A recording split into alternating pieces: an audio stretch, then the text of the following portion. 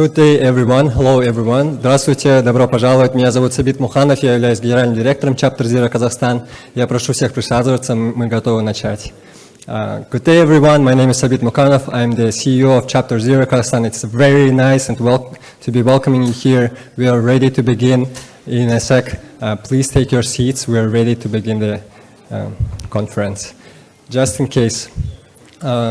Дорогие участники, у вас на сиденьях находятся как раз-таки наушники, номера каналов выведены на экране слева. Как раз-таки, если вы хотите слышать на оригинальном языке, то это будет функция 00 и 3 языка, в зависимости от номера как раз-таки. Dear participants, you have your headphones on your seats. If you wish to choose a language to listen, there is numbering on the screen. Please select the right one for you. Thank you.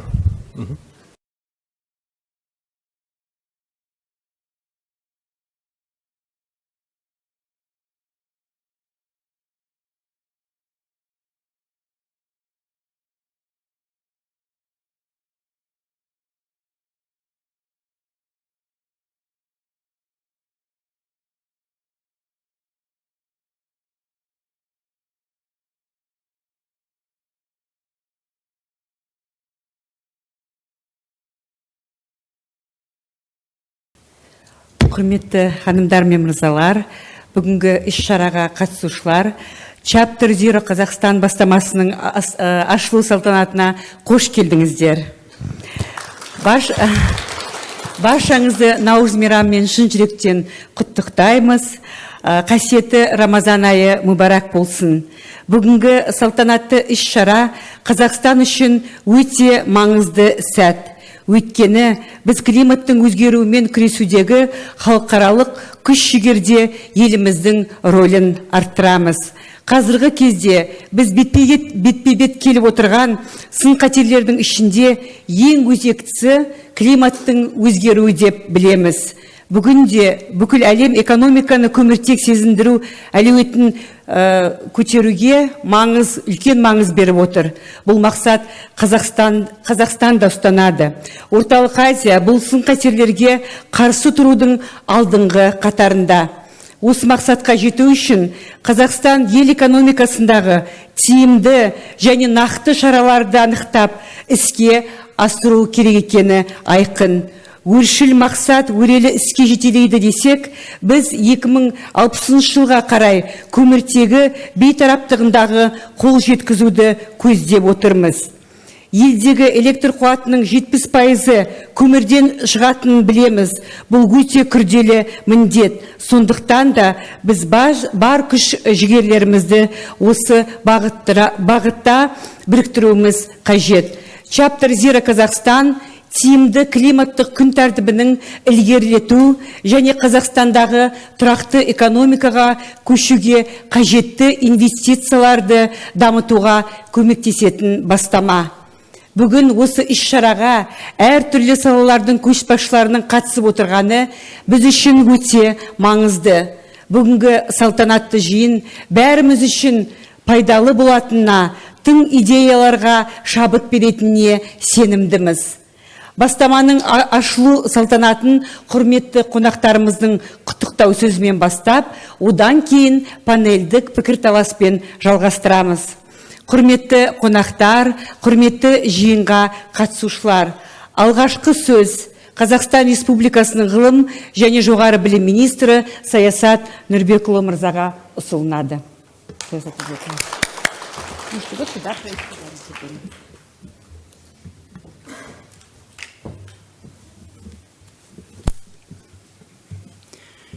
Қайырлы күн, құрметті қонақтар, бүгінгі шарамызға бас қосатын қатысушылар, қадірлі әріптестер.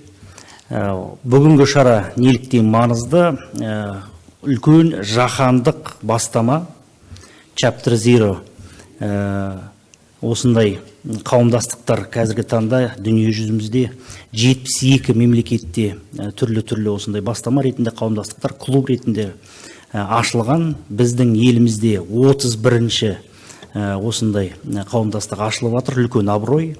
Және де Қазақстанның ұзақ мерзімді қоршаған ортаны қорғау тұрақты даму принциптеріне сақ болу нақты біз үшін де бұл басымдылық бағыт екенін көрсететін белгісі, нақты нышаны деп айтуға болады. Президентіміз дәл қазір білесіздер үлкен іссапармен шетелде жүр, бірақ осы шараға өзінің үлкен қолдауын, алғыс сөзін жеткізуге рұқсат етіңіздер. Сондай ресми түрде үлгермедік біз қол қоюға, бірақ келесі бас қосуға Гүлзада Танирбергенқызы, кешірім сұраймын. Бізде ана председатель комитеттің төрағасы дәл өте ұқсас аттары, мен кейде шатастырамын. Гүлзада Танирбергенқызы, сондықтан ренжімеңіздер. Мен үкіметтің атынан, президент әкімшілігінің атынан осындай үлкен алғыс сөзді жеткізуге маған сондай үлкен абырой берілді. Енді жалпы бірнеше мәселелерге тоқталып кетейін, құрметті әріптестер. Қоршаған орта, жалпы тұрақты даму, жариялы түрде де, ресми түрде де біздің еліміз мойындаған бүкіл көрсеткіштерде, мемлекеттік бағдарламаларда ұзақ мерзімді біздің тұжырымдамаларымызда енгізілген. Ол көрсеткіштер жақында ғана бірнеше бас қосу болды бізде, сенаттың деңгейінде, мәжілістің, парламенттің деңгейінде. 7 жыл қалды, білесіздер, мына үлкен жаһандық мақсаттарды жүзеге асыруға 7 жылдың ішінде кейбір салаларда өкінішке орай біз әлі артта келіп қалдық. Толыққанды ол мақсаттарды жүзеге асырылды деп айтуға, ауыз толтырып айтуға өкінішке орай ондай мүмкіндігіміз жоқ қазіргі таңда. Сондықтан бірнеше бағытта қазір жұмысты күшейтуіміз керек. Оның бірі осы корпоративті басқару салада бұл тек қана мемлекеттің міндеттемесі емес, тек қана жеке адамдардың міндеттемесі емес, бұл толық біздің қоғамымыз бас қосып, осы бір бағытта жұмыс істеуіміз керек. Сондықтан мына жеке меншік сектордың, әсіресе үлкен компаниялардың, корпорациялардың осы салада осы принциптерді толыққанды басқару, үйлестіру, өндірістік процестерге енгізу өте маңызды. Менің әріптестерім толықтырып кетеді. Бүгін бірнеше министрліктердің басшылары, өкілдері қосылып отыр бүгінгі бас қосуға. Біздің министрлікке келетін болсақ, қазіргі таңда ғылым және жоғары білім министрлігі жас министрлік, 2 жылға да толған жоқ біздің министрлік, бірақ бірнеше өткір мәселелерді біз қазір толыққанды өзіміз мойындап алып отырмыз. Біріншісі су мәселесі. Біздің жоспарымыз, болжамымыз бойынша су қауіпсіздігі, су мәселелері бір 4, 5, 10 жылдан кейін нақты үлкен мәселеге айналады деген бір болжамымыз болған тұғын. Бірақ өкінішке орай өздеріңіз көріп тұрсыздар, осыдан 2 жыл бұрын былтырдан бастап өте үлкен мәселеге айналуда. Оның бірнеше себептері бар. Қытай Республикасының қазір 2 жыл, 3 жыл бұрын қабылданған азық түлік қауіпсіздік үлкен бағдарламасы енді бүкіл азық түлікті Қытайда өсіретін болды. Ол Іле, Ертіс біздің үлкен сол Қытайдан келе жатқан өзендерімізге үлкен қауіп қатер әкелуі мүмкін. Қазір мына оңтүстік Азияда Меконг үлкен өзені шолап жатыр қатты, соншалықты көп су тұтыну қазір солтүстікте Қытай жағынан. Мына дельтада негізге сол күріш өсіретін 60 шақырымға тұзды су үстіге көтеріліп жатыр. Неге десеңіз, су тұтыну өте үлкен көлемде. Оның үстіне қазіргі таңда бірнеше үлкен зерттеулер жүргізіп жатырмыз біз. Тұңғыш рет мегагрант берілді осы су қауіпсіздік мәселелерін зерттеуге. Былтыр 4,5 миллиард теңгені біз бөлдік, үлкен консорциум құрдық. 8 негізгі біздің ғылыми зерттеу институттарымыз, осы салада жұмыс істеп жатқан жоғары оқу орындарымыз енді толыққанды бүкіл күштерін бірігіп, география институты, гидрогеология институты, біздің халықаралық ЮНЕСКО-ның көмегімен құрылған гляциологиялық орталығы, Тараздағы бұрын уақытында атақты гидромелиоративті институтты қазір қолға алып, биыл жаңадан ашылатын болады. Ол қосымша қаржыландыруды бөліп, сол Тараз Хайдар Дулати өңірлік университетінің негізінде жаңадан сол университет құрылады. Алматыда биыл қыркүйекте атақты Ташкенттегі ирригация инженерлер институтының филиалы ашылмақ. Келісім шарттарда қол қойып жатырмыз қазір. 8 тамыз күні ресми ашылуы болады. Толыққанды дайындалып жатырмыз соған. Сондықтан кадр даярлау және қолданбалы нақты ғылыми зерттеу жобаларды қазір қолға алып жатырмыз. Бұл тек қана бір көрініс. Тағы да бір мысал келтірейін. Қазіргі таңда мына жасыл сутек, green hydrogen деген үлкен ұғым, үлкен альтернативті баламалы энергияның қайнар көзі бірнеше компаниялар, әсіресе Азияда, қазір Европада арнайы стратегия қабылданып жатыр. Сол бағытта бірнеше үлкен инвесторлар Қазақстанға кіріп, өз өндірісін бастауға көз салды, бет бұрды. Оның бірі немістің компаниясы Свевинт деген компания Ақтауда қазір үлкен жобаны бастамақшы. Алдын ала біз сол компаниямен келісіп, біздің министрлік кадр даярлау және қолданбалы зерттеу жұмыстарды біз өзімізге алуға сондай ұсыныс бердік оларға. Олар 6 Германиядағы неміс университет институттарымен жұмыс істеп жатыр екен. Соның 4-еуін біз шақырып былтыр Ақтау Есенов университетінде, Ақтау қаласында үлкен консорциум құрдық. Дармштадт, Вильда университеті, Берлин техникалық университет және Гамбург қолданбалы ғылымдар университеті Ақтауға келді. Былтыр 3 бакалавриат бағдарламасымен бастадық.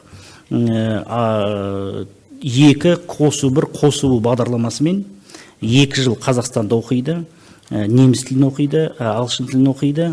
1 жыл сол 4 неміс университеттерінің біреуіне өзінің мамандығы бойынша, мамандандырылған бағыты бойынша 1 жыл Германияда оқиды, 1 жыл өндірісте жұмыс істейді. Бұл өте қызық бағдарлама, бұрын болмаған ондайлар. Түскен студенттер сонда 2 дипломмен шығады, Қазақстан диплом, неміс дипломы және 1 жыл индастриал сертификат дегеніміз өндірісте істеген бір сертификатымен. Сондықтан біз негізгі мақсатымыз қазір инженерлік кадрларды басқаша дайындау, өте қолданбалы форматта, өндіріспен тығыз байланыста, дуалды форматқа көшіріп жатырмыз. Гүлзада Танирбергенқызы да өте жақсы қазір модельмен Атыраудағы мұнай және газ университетіне сол форматқа ауыстырып жатыр. Мақсатымыз осы бағытта инженерлерді мүлдем басқа бір модельмен дайындау. Жаңа ғана біз мына Aqua Power деген компаниямен кездестік. Оларда алла жазса Қазақстанға келіп, мына жоңғар қақпаларында бір кішігірім жобаны бастамақшы. Бірден қазір келістік. Олардың өздерінің мықты академиялары бар. Сол академияны Қазақстанның инженерлік институттарымен ұштастырып, кадр даярлығын жаңа принциптерге көшіру. Сондықтан құрметті әріптестер, бүгінгі бас қосуға ең біріншіден үкіметтің атынан, өзіміздің министрлігіміздің атынан үлкен табыс тілейміз. Біздің министрлік кез келген бастамаларға кадрлық тұрғыдан, зерттеу тұрғыдан қолдауға дайын. Біз қазіргі таңда бюрократиядан аулақ жүріп, өте тез қимыл етіп, тез шешімдер қабылдауға дайынбыз. Ең бастысы ол осы саладағы мықты инженерлерді даярлау, жаңа кадрларды даярлау, кез келген жоба болсын, кез келген инвесторға біз арнайы шарттар жасауға дайынбыз. Үлкен рахмет, тыңдауларыңызға тағы да сәттілік тілеймін. Гүлзада Танирбергенқызы, сөз өзіңізде. Үлкен рахмет, құрметті Саясат Нұрбекұлы. Қай кезде де өзіңіз осындай тың идеяларға қоғамда болып жатырған қолдауыңызды беріп жүресіз. Үлкен рахмет сізге, Саясат Нұрбекұлы. Энергетика саласындағы көміртегі ізін азайту және экологиялық тұрақтылықты технологияларды дамыту жүзеге асыру саласында энергетика министрлігінің рөлі ерекше маңызды. Келесі сөз Қазақстан Республикасының энергетика вице-министрі Бақытжан Насенұлы Ильяс мырзаға беріледі.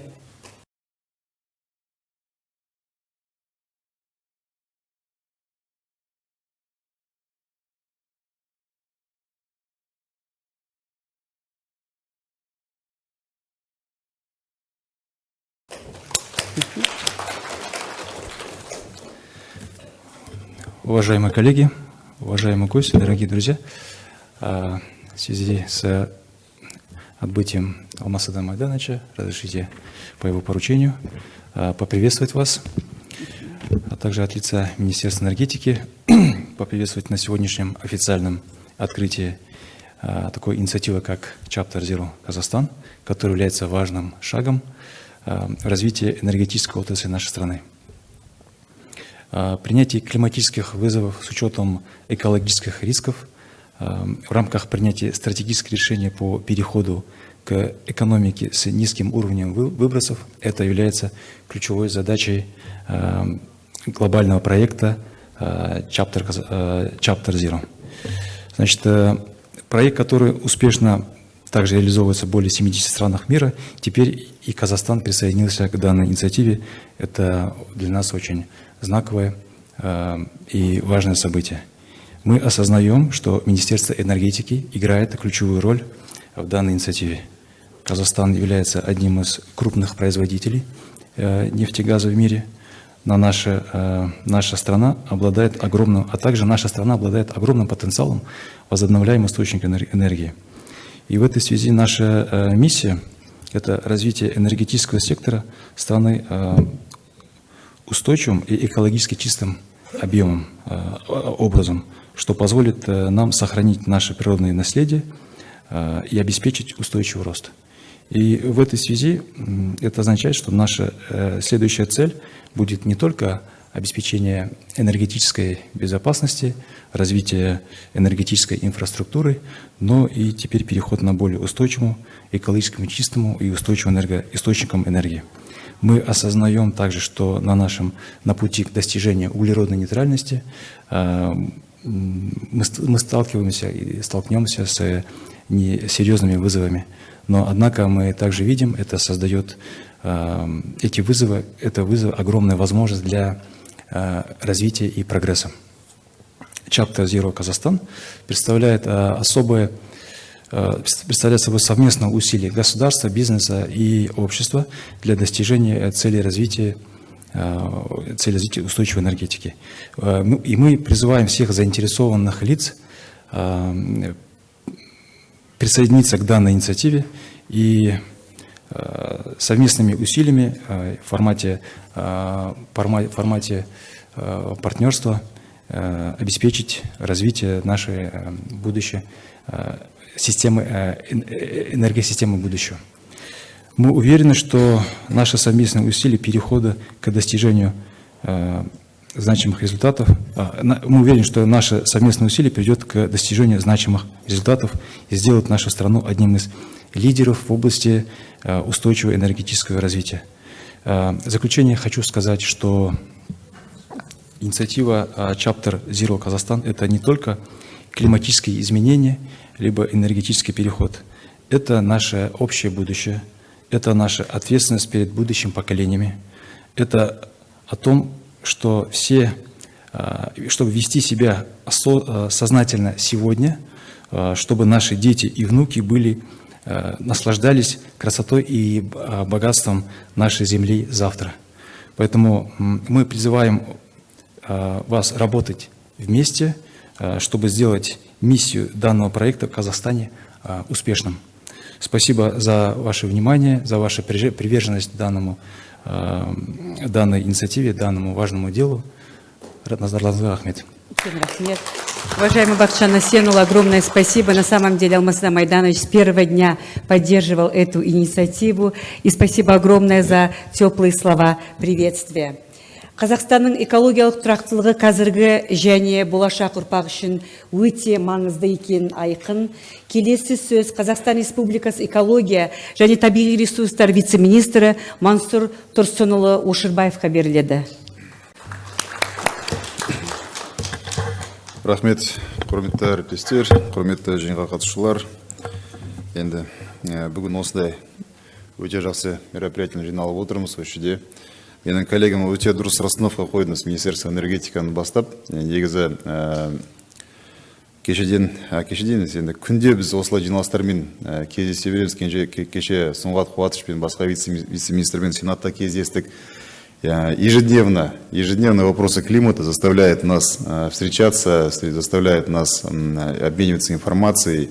и о тех достижениях, которые мы ежедневно должны проводить вместе в той компании заинтересованных на самом деле людей, осознанных, которые должны вносить свою лепту в развитие именно климатической политики, в том числе в части ежедневных достижений, которые мы должны совместно проводить в ходе таких мероприятий.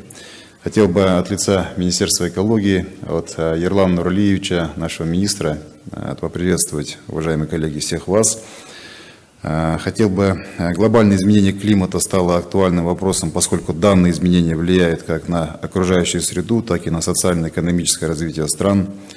Мировые лидеры, ученые, эксперты, научные сообщества изучают эффективные модели декарбонизации национальных экономик и внедрения зеленых технологий и ужесточения климатического регулирования. На сегодня актуальным вопросом является внедрение принципов ESG-стандартов корпоративного управления, поэтому инициатива Chapter Zero Kazakhstan отвечает и нацелена на достижение принципов ESG, в частности для ответственности руководителей бизнеса в вопросах изменения климата. То есть мы, ознакомившись с теми материалами, которые вы направили нам, то есть выделили основную цель и основную задачу Chapter Zero Kazakhstan, что именно руководители бизнеса, те, которые вносят определенный вклад в ухудшение климатических условий, должны быть теми самыми приверженцами улучшения и недопущения, то есть максимально стремиться к углеродной нейтральности и декарбонизации. Республика Казахстан привержена к реализации международных договоров в части изменения климата и намерена выполнить свои обязательства по сокращению выбросов парниковых газов. В прошлом году мы приняли стратегию достижения углеродной нейтральности до 2060 года, как многие знают, которая является важным системообразующим документом, отражающим масштабные преобразования экономического, технологического и социального характера от перехода на низкоуглеродное развитие. Для выполнения цели мы активно работаем над разработкой и реализацией климатической политики, включая в себя меры по снижению выбросов парниковых газов, внедрение наилучших доступных технологий, развитию возобновляемых источников энергии, охране биоразнообразия и адаптации к изменению климата. Мы признаем, что борьба с изменением климата требует совместных усилий, и площадка Chapter Zero Kazakhstan представляет возможность и поддержку для улучшения навыков и знаний в этой области, а также является важным шагом на пути достижения глобальных целей предотвращения изменения климата. Поэтому в завершение своего приветственного слова хотел бы пожелать всем сегодня хорошо провести данное мероприятие.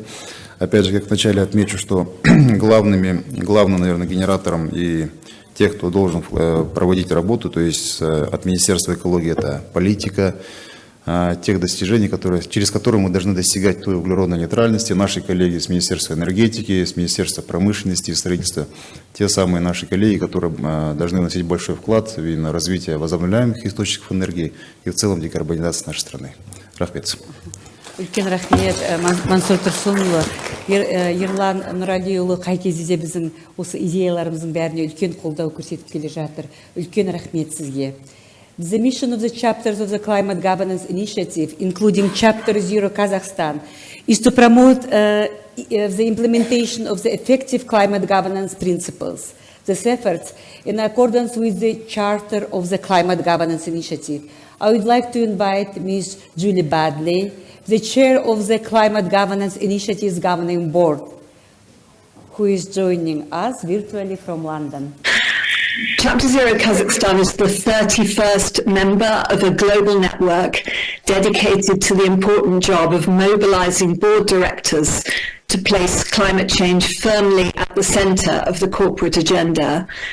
I've been closely involved with the Climate Governance Initiative, which was developed in collaboration with the World Economic Forum, since it started. I've seen the initiative grow from an early concept with a small group of ambitious board directors with a clear vision on climate to a network of 31 chapters spanning 72 countries and with a collective membership of more than 100,000 board directors. Chapter Zero Kazakhstan joined a powerful, optimistic and supportive network. The growth we've seen over the last few years has been tremendous, but our shared mission remains as strong as ever. Mobilizing boards to accelerate the transition to net zero and to build climate resilience. Our and your work has never been more important or urgent. The time to halve emissions globally is shrinking fast, and yet they're still on the rise in many parts of the world. It has become increasingly clear that whether or not the world of business takes a role of bold climate leadership will have a huge influence over whether we are able to halt climate change. As Mark Carney, UN Special Envoy for Climate Action and Finance, said, the vision and action of directors is fundamental to addressing the risks posed by climate change and to delivering a smooth transition to a low carbon economy. By providing a platform for board directors to access local and global expertise and engage with climate action, Chapter Zero Kazakhstan is helping directors recognize that a focus on climate is integral to basic good governance and good business. So how does our global network support board directors? We empower and equip board directors to take action on climate change in the boardroom by providing them with tools, skills, and knowledge to ask questions, create strategies for the long-term resilience of the companies they govern. Our work is underpinned by the principles for effective climate governance developed by the World Economic Forum. We empower board directors through events, webinars, and networking to share best practice amongst peers, and we equip them with the tools to take a climate leadership role through resources and training, including courses on climate governance, case studies from other companies on climate leadership, and through our one-stop resource library for board directors. As an example of some of the amazing things our chapters have achieved, they have partners with stock exchanges, convened international sustainability conferences, launched courses for board directors, co-authored a book on climate governance, engaged with presidents, prime ministers and policymakers, and developed live events, podcasts and tools for directors. I look forward to seeing what Chapter Zero Kazakhstan and its knowledge partners can achieve to add to all of this. The network of chapters of the Climate Governance Initiative stretches from Brazil to Belgium, from Switzerland to Singapore, and from the United States to the United Kingdom. Directors on every inhabited continent are pledging to build resilience, get and keep organizations on the road to net zero, and ultimately to tackle the climate crisis. Chapter Zero Kazakhstan will have the support of the global network, drawing on the peer support of other chapters and the experience of corporate directors, which will accelerate the way in which you will develop and shape the role of board governance in Kazakhstan. Vital to its mission will be the collaboration with partners, such as the European Bank of Reconstruction and Development and the Astana International Finance Center. We are delighted to welcome Chapter Zero Kazakhstan to our global network with its core mission to accelerate climate action in Kazakhstani organizations. Chapter Zero Kazakhstan is primed to deliver real impact for its members and the stakeholders that their organizations touch and for the world. I look forward to working with the chapter in this vital mission, and thank you for giving me an opportunity to speak to you today. Thank you, Ms. Badley, for sharing the exciting vision and the work for the Climate Governance Initiative globally. Thank you so much. The EBRD recognizes the need for knowledge delivery and dissemination between business communities and stakeholders, which will support transformative climate actions, decarbonizations, and transition planning efforts. Welcome, Mr. Roshan. The floor is yours. Thank you very much. Dear Minister, Director, Governors, colleagues. It is indeed a great pleasure and with great enthusiasm that I stand before you today at the launch of Chapter Zero Kazakhstan, a great step forward in our collective effort to combat climate change and promote sustainable development. First and foremost, I extend my heartfelt congratulations to all involved in bringing Chapter Zero Kazakhstan to fruition. I remember talking about it for the first time with Karlagash, and it was around the time at the launches of Chapter Zero in Turkey and Chapter Zero in Uzbekistan. And then I told to myself, given the prominence, importance, and the enthusiasm and the need in Kazakhstan, that EBRD should certainly facilitate and accelerate the efforts here. And I'm very proud to be here today as the initiative marks the significant milestone in our journeys towards a greener, more resilient future for Kazakhstan. It is essential to recognize the critical role that Chapter Zero Kazakhstan will play in integrating sustainable development principles into the fabric of the businesses. In a world facing unprecedented challenges in terms of environment, it is imperative that corporate leaders embrace climate governance competencies to steer their organizations towards a low-carbon economy. Through Chapter Zero Kazakhstan, we aim to empower board members and executives to navigate the complexities of climate change, safeguard the assets, and reduce emissions effectively by not only increasing awareness, but also to take concrete actions. Allow me to also say a few words about how EBRD is contributing to advancing green economy transition across the countries we operate in, particularly in Kazakhstan.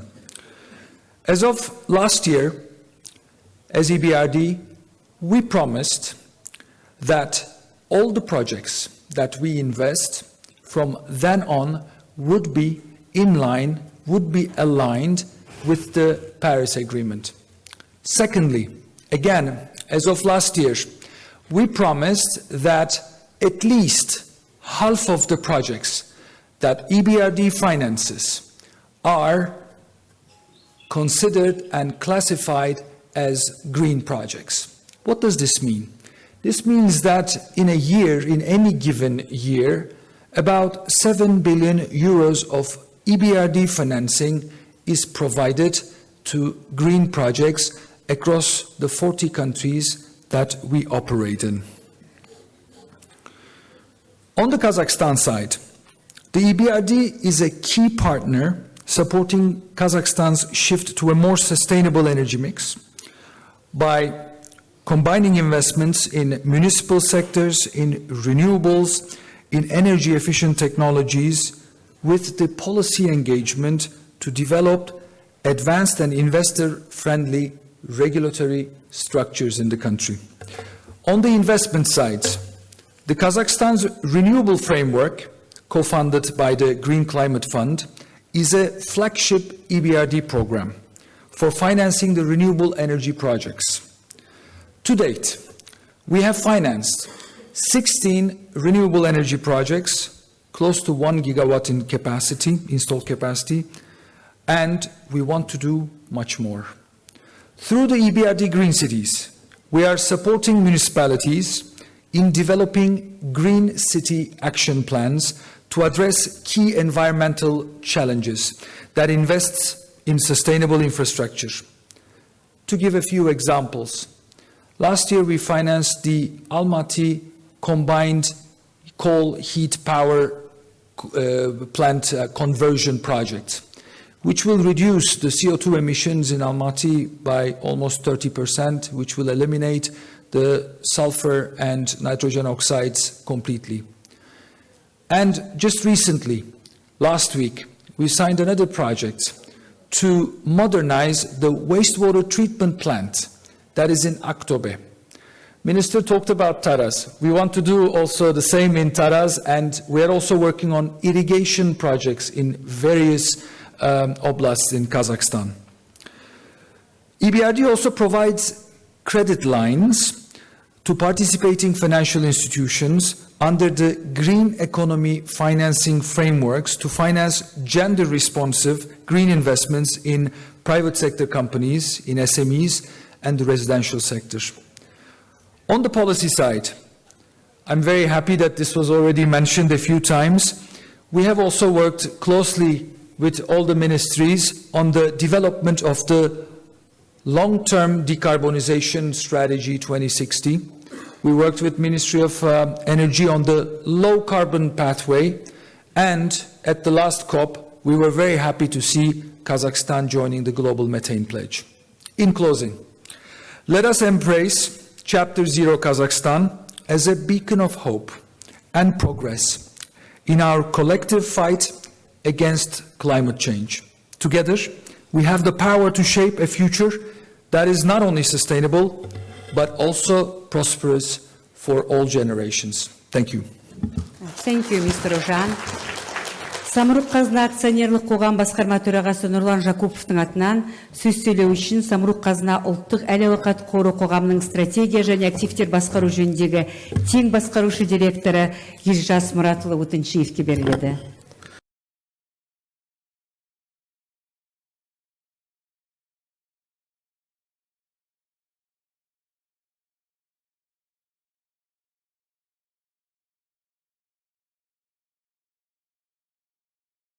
Уважаемые участники форума, рад всех приветствовать. Это значимое мероприятие, где мы собрались для обсуждения нашей роли и ответственности как руководителей принятия таких решений, которые обеспечат долгосрочную устойчивость и успешность наших компаний. Мы живем в эпоху, когда учет климатических аспектов, рисков и возможностей становится все более важным. Фонд, как крупный холдинг, представляющий интересы государства в различных секторах экономики, сегодня является драйвером по внедрению ESG-принципов в свою деятельность. Мы внедряем высокие стандарты корпоративного управления, максимально приближенные к требованиям ведущих листинговых бирж, положений ОСР, а также задаем тонны стратегические ориентиры по переходу к низкоуглеродному развитию. Наша стратегическая цель – это сокращение выбросов углекислого газа на 10% в 2032 году по сравнению с 2021 годом. Планом по переходу фонда Самрук-Казана к низкоуглеродной бизнес-модели определены 50 мероприятий, в том числе 20 инвестиционных проектов по переходу на альтернативную энергетику и увеличение так называемой маневренной мощности генерации. В среднесрочной перспективе намечены к реализации ряд новых проектов ВИА в общей сложности почти 6 гигаватт. Это строительство одного ветропарка с мощностью 1 гигаватт системы накопления электроэнергии в Юго-Восточном Казахстане совместно с компанией Total Eren. ВЭС 1 гигаватт совместно с Aqua Power. 1 гигаватт также с системой накопления электроэнергии совместно с компанией Masdar. 1 гигаватт ветропарка, система накопления электроэнергии совместно China Power, International Holding и так далее. Сотрудничество и партнерство играют ключевую роль в решении фундаментальной проблемы энергетического перехода. Chapter Zero Kazakhstan станет хорошей площадкой для обучения и подготовки наших высших руководителей к принятию решений в условиях изменяющегося климата. Поздравляю подразделение Chapter Zero с началом работы в Казахстане. Желаю всем участникам плодотворной работы и значимых результатов. Спасибо большое. Нұрлан Жакупов мырзаға да үлкен рахмет. Бірінші кезден бастап осы Chapter Zeroға үлкен қолдау көрсетіп келе жатыр. Үлкен рахмет. Казэнерджи қауымдастығы Қазақстанның энергетикалық секторын дамытуға маңызды рөл атқарады және Chapter Zero Kazakhstan бастамасы үшін өте маңызды стейкхолдер. Казэнерджи қауымдастығының төрағасы, Қазмұнайгаз ұлттық компаниясының басқарма төрағасы Мағзұм Маратұлы Мырзағалиевқа келесі сөз кезегін ұсынғым келеді.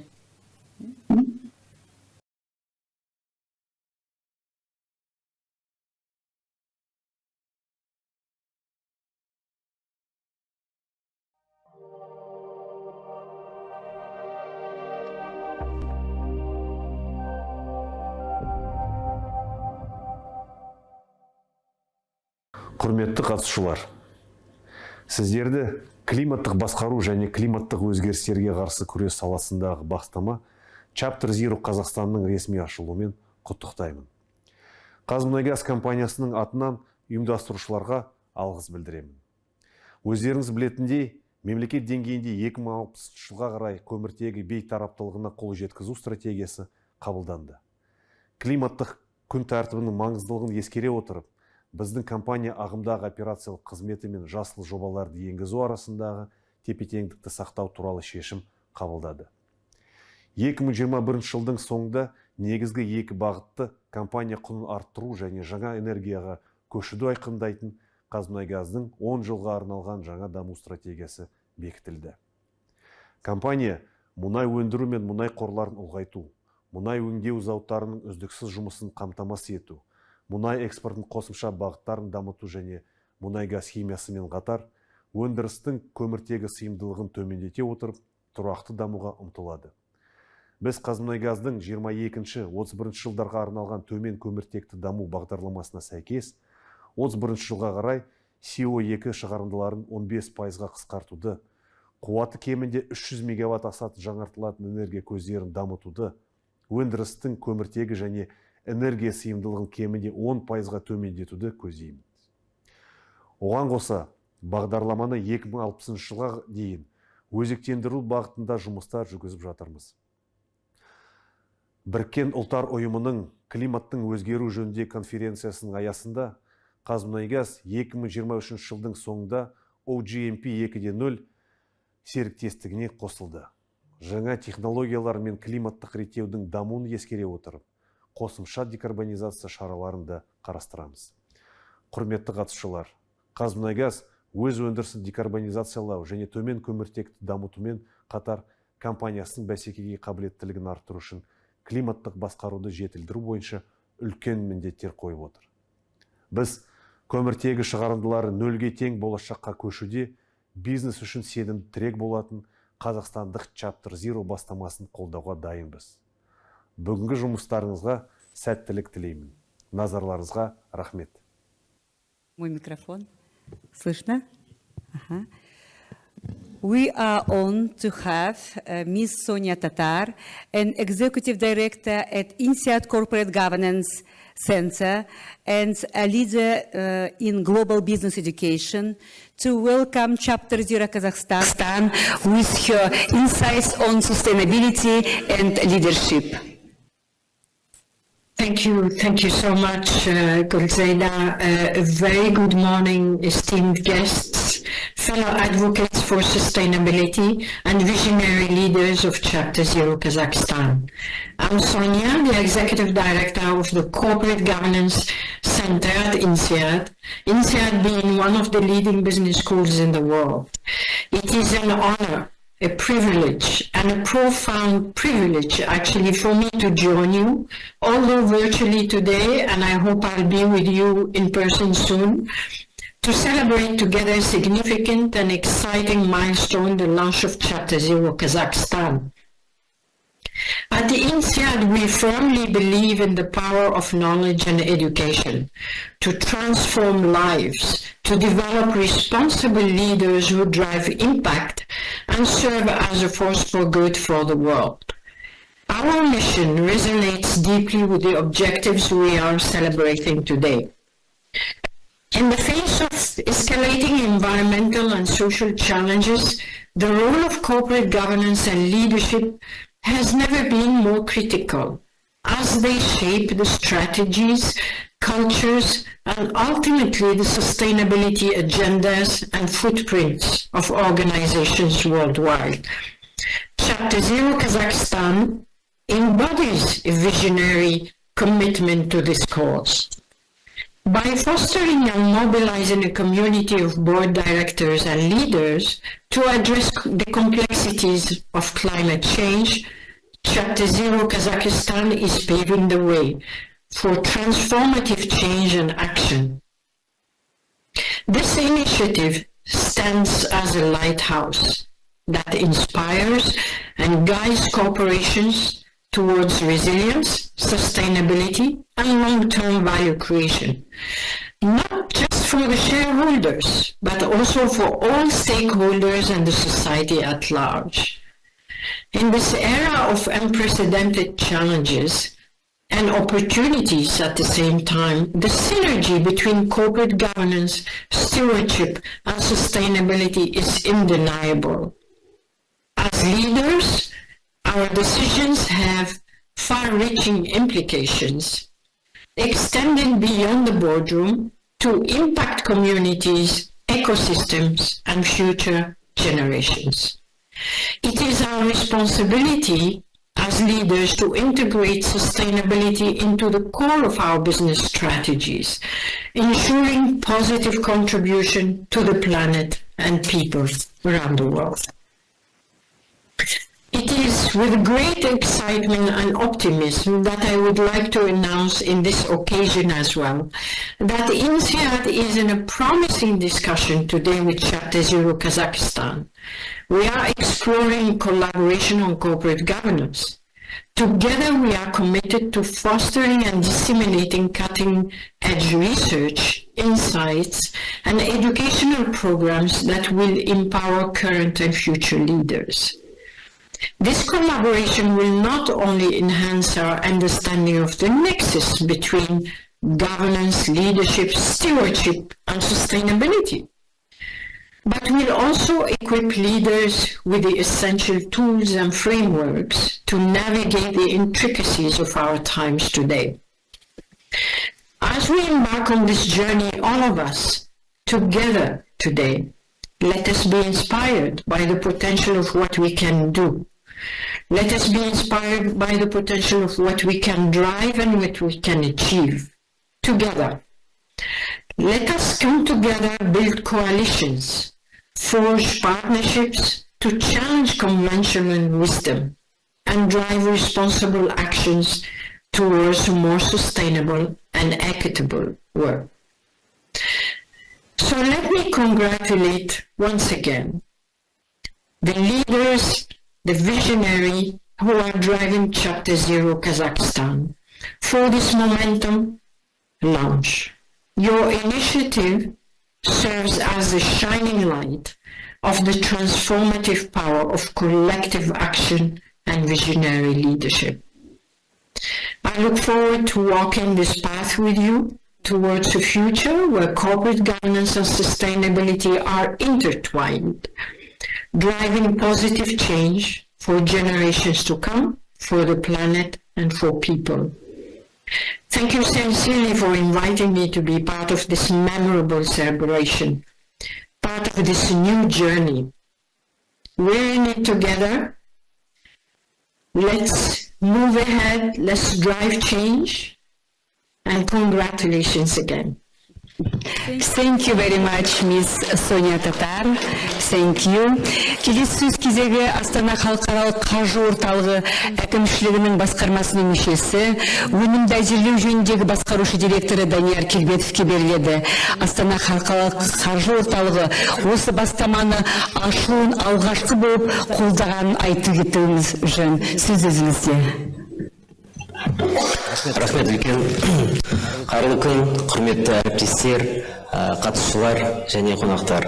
Chapter Zero Kazakhstan ашылу салтанатына қош келдіңіздер.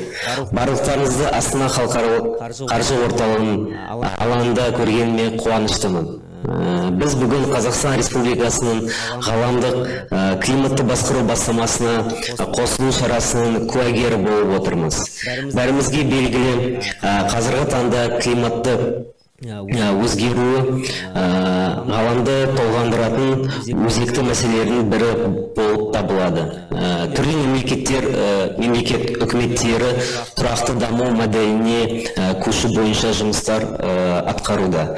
Қазақстан Республикасы тұрақты даму процесінің белсенді қатысушысы ретінде былтыр көміртек бейтараптығына қол жеткізу, яғни декарбонизация стратегиясын қабылдады.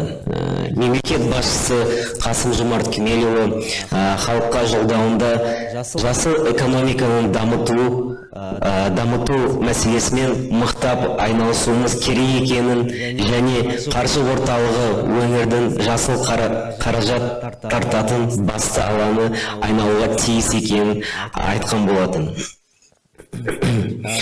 өз кезегінде қаржы орталығын әлемдік үздік стандарттарға сай құрылған орталық ретінде елімізге инновациялық жасыл қаржы құралдары мен озық практикаларды енгізу бойынша ауқымды жұмыс атқаруда.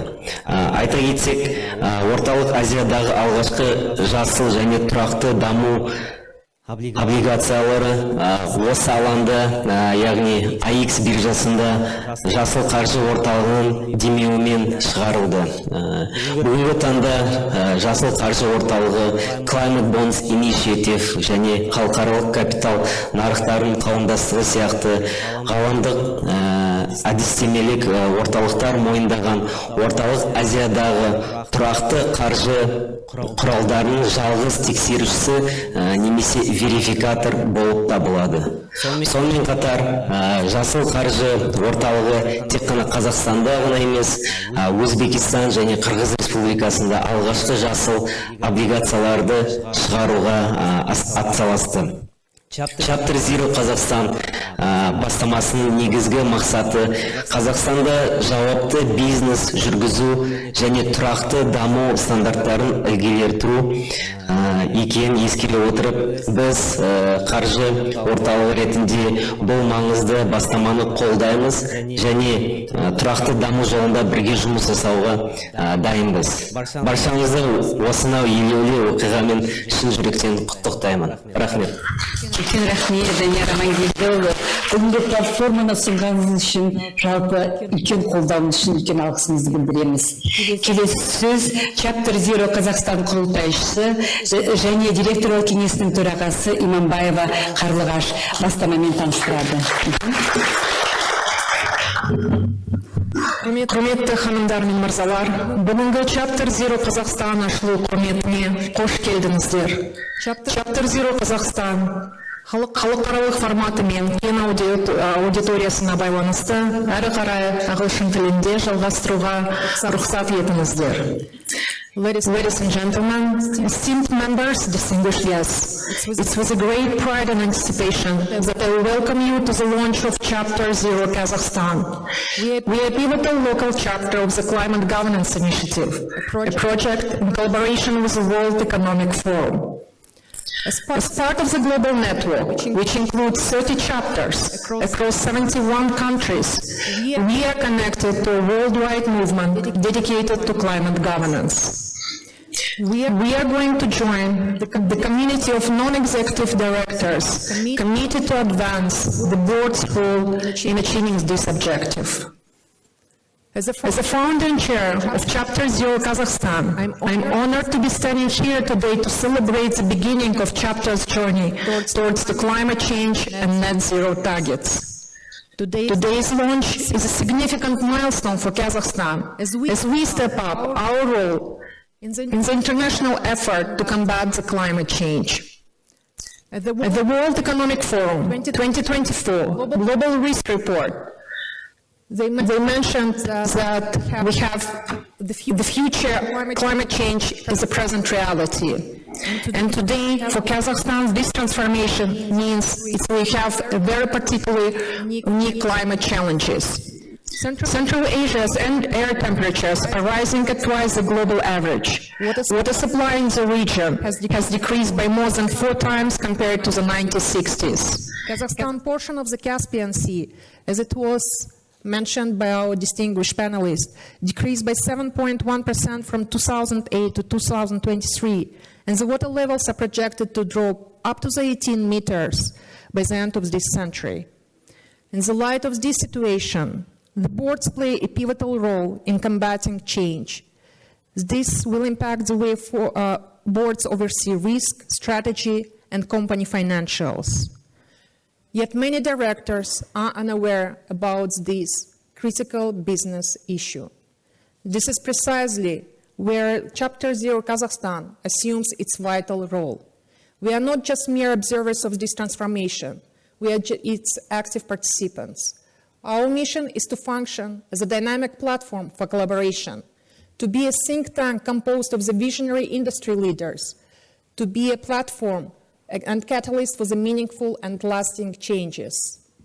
We are here to empower non-executive directors and corporate leaders to take bold steps to advance the climate challenge issues. The essence of our identity is reflected in our name, Chapter Zero Kazakhstan. It represents our strong commitment to advance and to a net zero carbon economy. This is where our vision is to inspire and guide non-executive directors by helping them to integrate proactively the climate change and energy transition strategies into the very heart of their business models.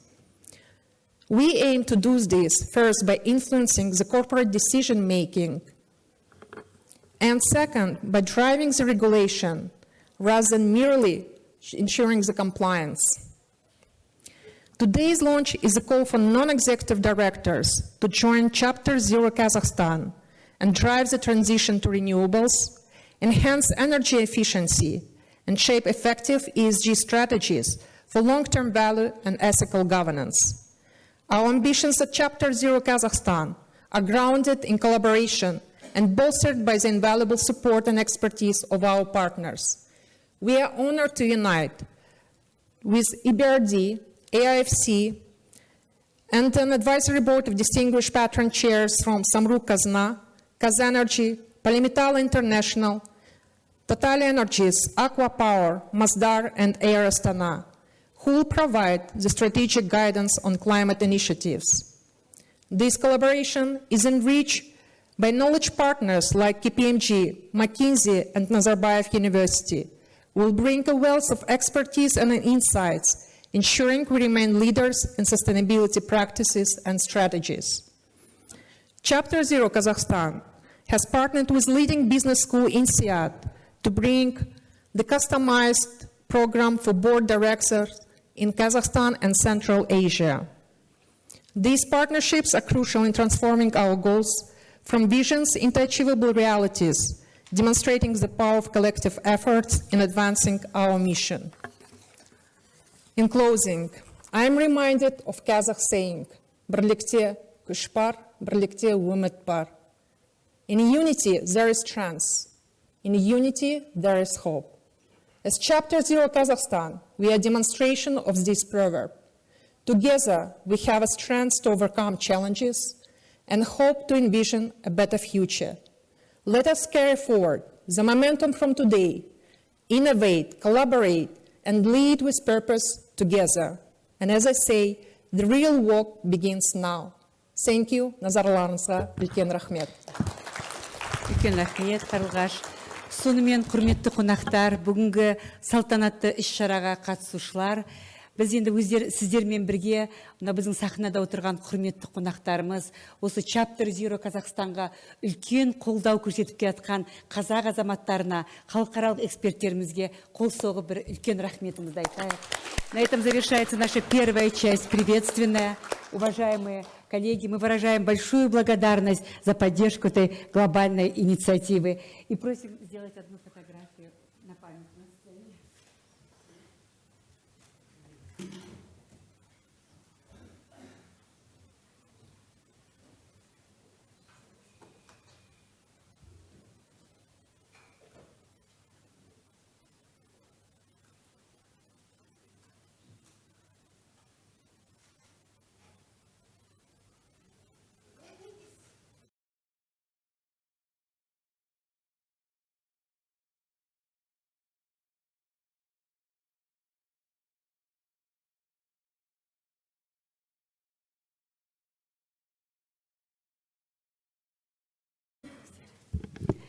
Құрметті қонақтар, құрметті жиынға қатысушылар.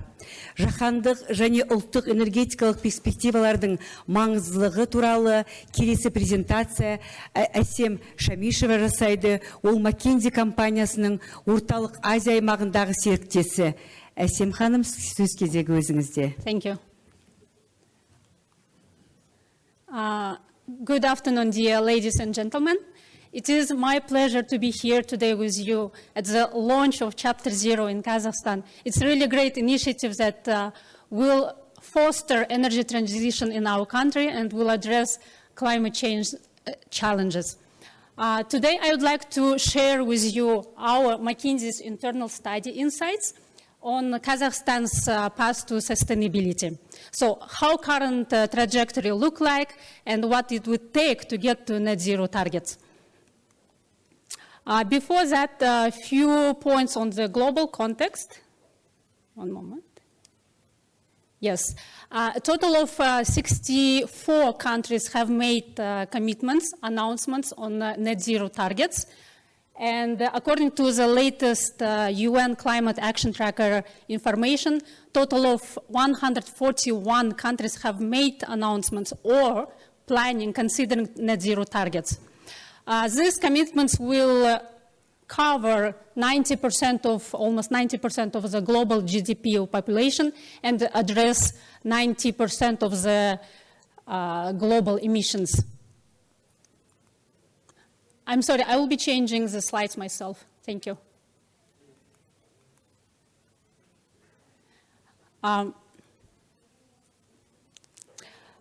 So if those commitments will be achieved, we see that renewables are expected to account for 84% of the power generation globally by 2050.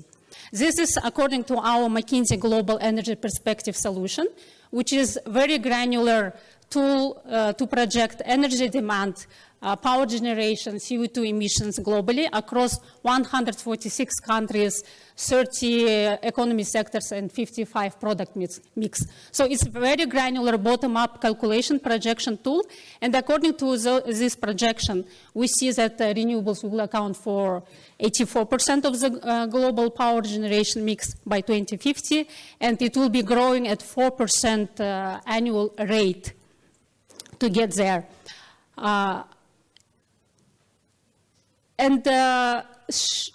This will be supported also with increasing investments in energy sector as well. Especially we see that by 2040, 50% of the investments in energy sector will be coming or will belong to decarbonization technologies or renewables energy. So how the picture looks like in Kazakhstan? In Kazakhstan, according to our projections, we see that primary energy demand will grow by 1.5 times by 2060, 1.5 times. And despite all the energy efficiency initiatives measures we are taking at the moment, this is current trajectory scenario. Despite the measures we are taking, Kazakhstan's energy intensity will still be higher than the global average by 40%. And by 2060, 80% of the primary energy demand will be coming from fossil fuel still, right? So to get to net zero, we need to have more bolder measures, more additional initiatives to take to get to net zero targets. Current trajectory comes with its own challenges. So current trajectory means that we won't be decreasing CO2 emissions by 2060. So CO2 emissions level will remain on the same level. Today, Kazakhstan is on the 4th place on CO2 emissions per GDP ratio. It's on the 5th place per capita, and in absolute terms, it's on the 20th place. So it's not indicators to be proud of, and we really need to make bold actions here. That's one challenge, and another challenge is more economic as well, right? So Kazakhstan is a natural resources-based country. Our economy is basically driven by oil and gas and metals in mining, right? And we see that actions taken by other countries or industry players, for example, CBAM, will jeopardize their financial situation, basically whole economy of Kazakhstan as well. According to our very simple calculation, like no heavy modeling, just a naive, simple calculation, assuming that expert level volumes and the product mix will remain same by 2060, total cumulative payments to CBAM will be 165 billion USD by 2060. So 60% of the profit of our exporting companies will be at risk by CBAM payments. So basically, decarbonization, net zero, it's not about only climate change, it's also about economic performance, financial performance of our industry players. How to get to net zero? So one of the key levers is power generation mix. And LCOE, levelized cost of electricity, will dictate what would be the power mix, power generation mix going forward. And our projection shows that by 2030, which is basically in 4-6 years from now, renewables, LCOE, cost of renewables, will be competitive, will keep declining, will be competitive and on par with new gas power plants building. And actually coal, modernization of the coal still will be feasible, but building of new coal power plants won't be economically attractive. Also, the nuclear power plants that we are considering at the moment, by 2030, it's not economically feasible, viable as well. Right? Cost of the nuclear power plant here is even conservative. This number 88, it's still conservative given that it would be first of a kind nuclear power plant to be built in Kazakhstan, and usually the cost gets higher. So by 2030, probably it's not the decision to make. But post 2030, we can reconsider nuclear power plants, especially considering modular small nuclear power plants, given that technologies will be advancing and their cost will be declining as well. That's a decision to be made post 2030, maybe even later.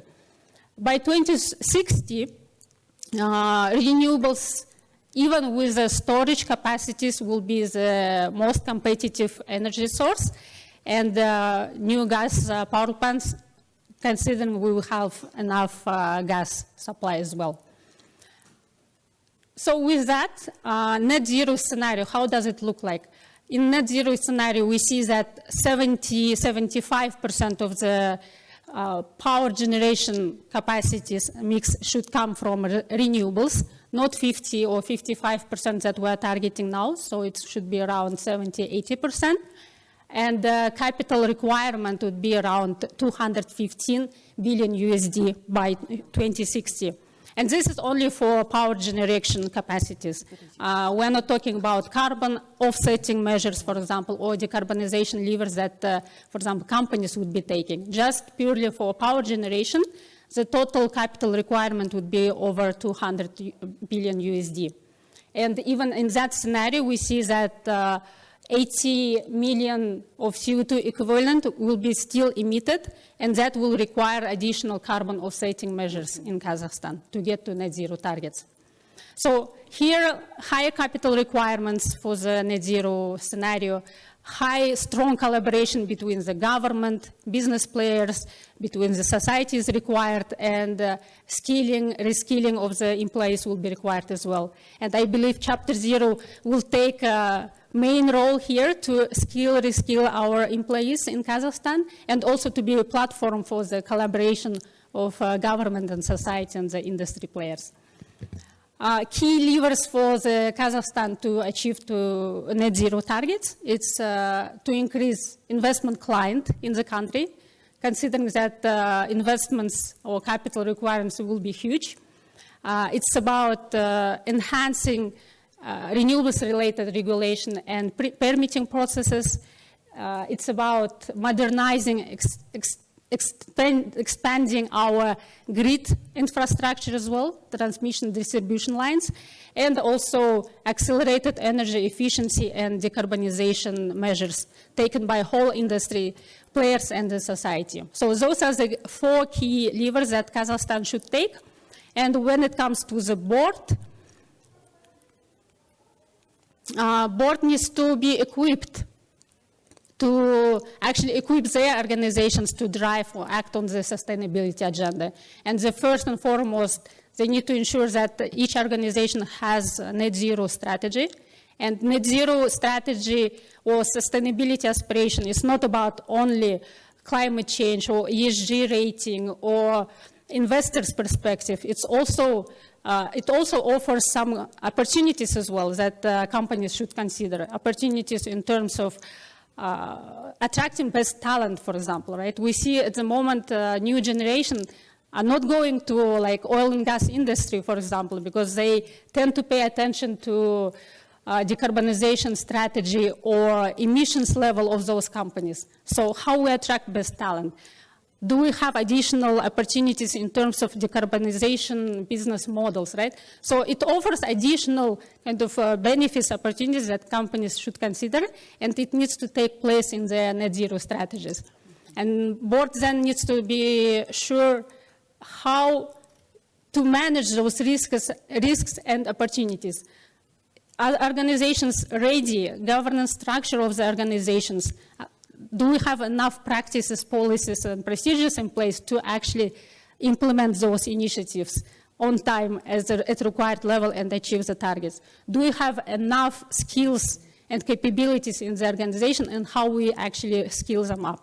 Right? So those are the questions board needs to answer, and I'm looking forward to hear from the panel about their experiences, about their practices in their organization.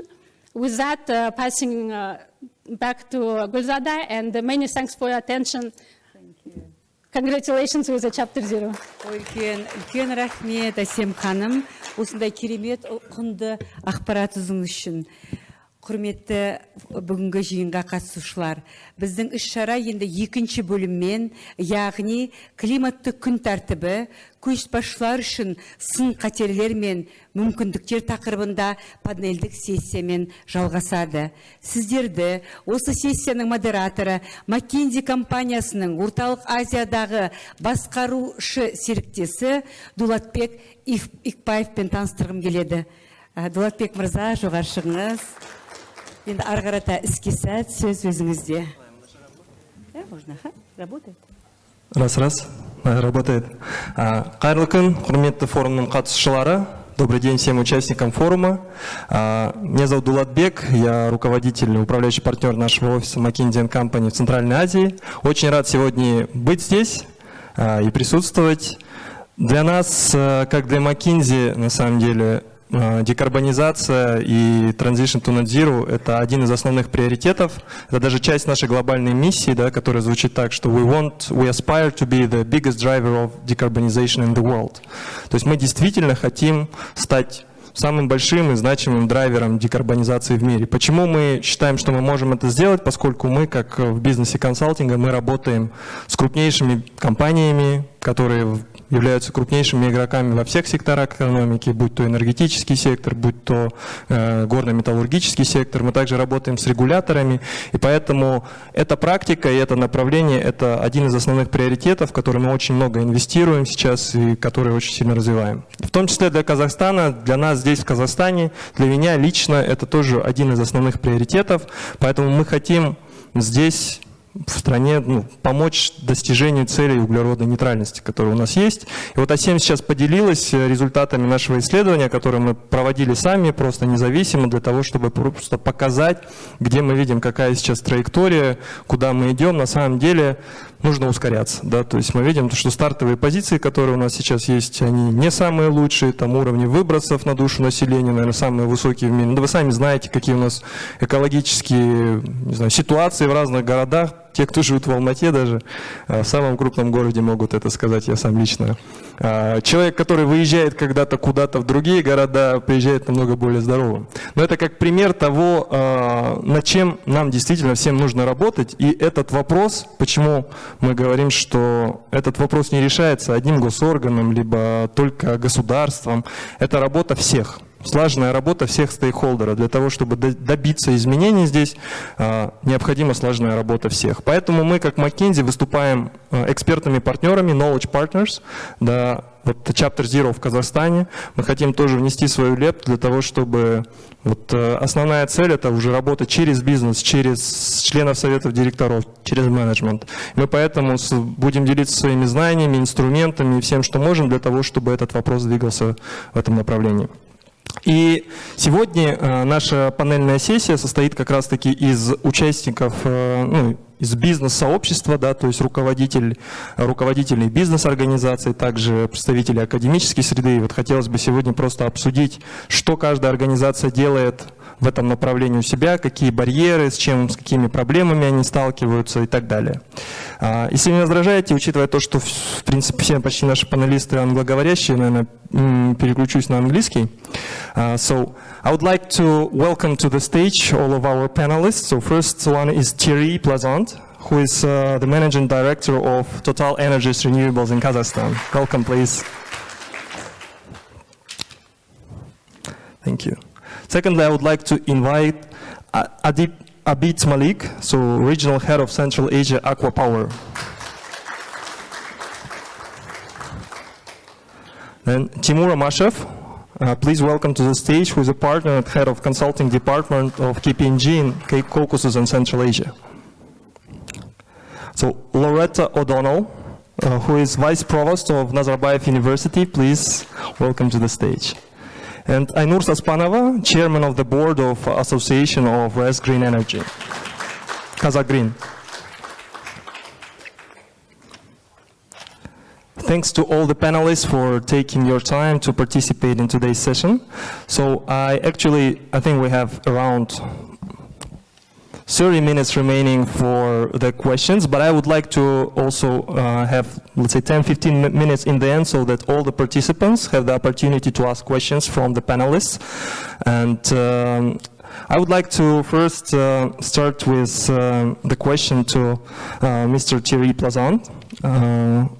So we are talking about the climate change and ESG, and this is, I think, known to everyone, but please tell us why it's important for international majors like Total Energies. Is your microphone working?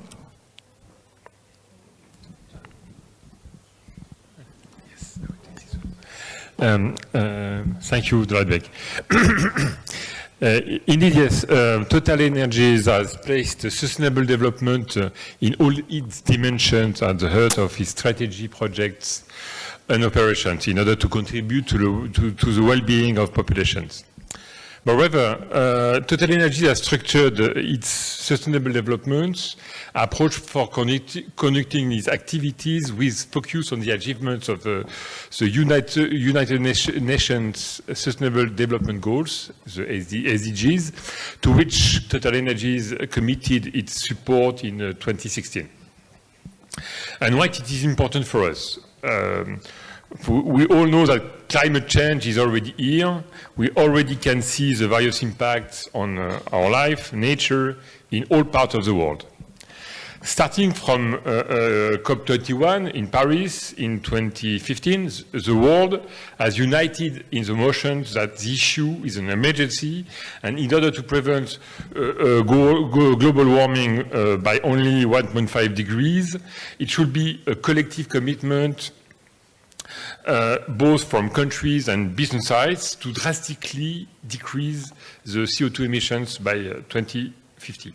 But also, energy is essential for life, as the global population will continue to grow, especially in Asia, by approximately 2 billion people by 2050, and industries, technologies, transport, heating, cooling, and many other sectors push for more and more energy demand.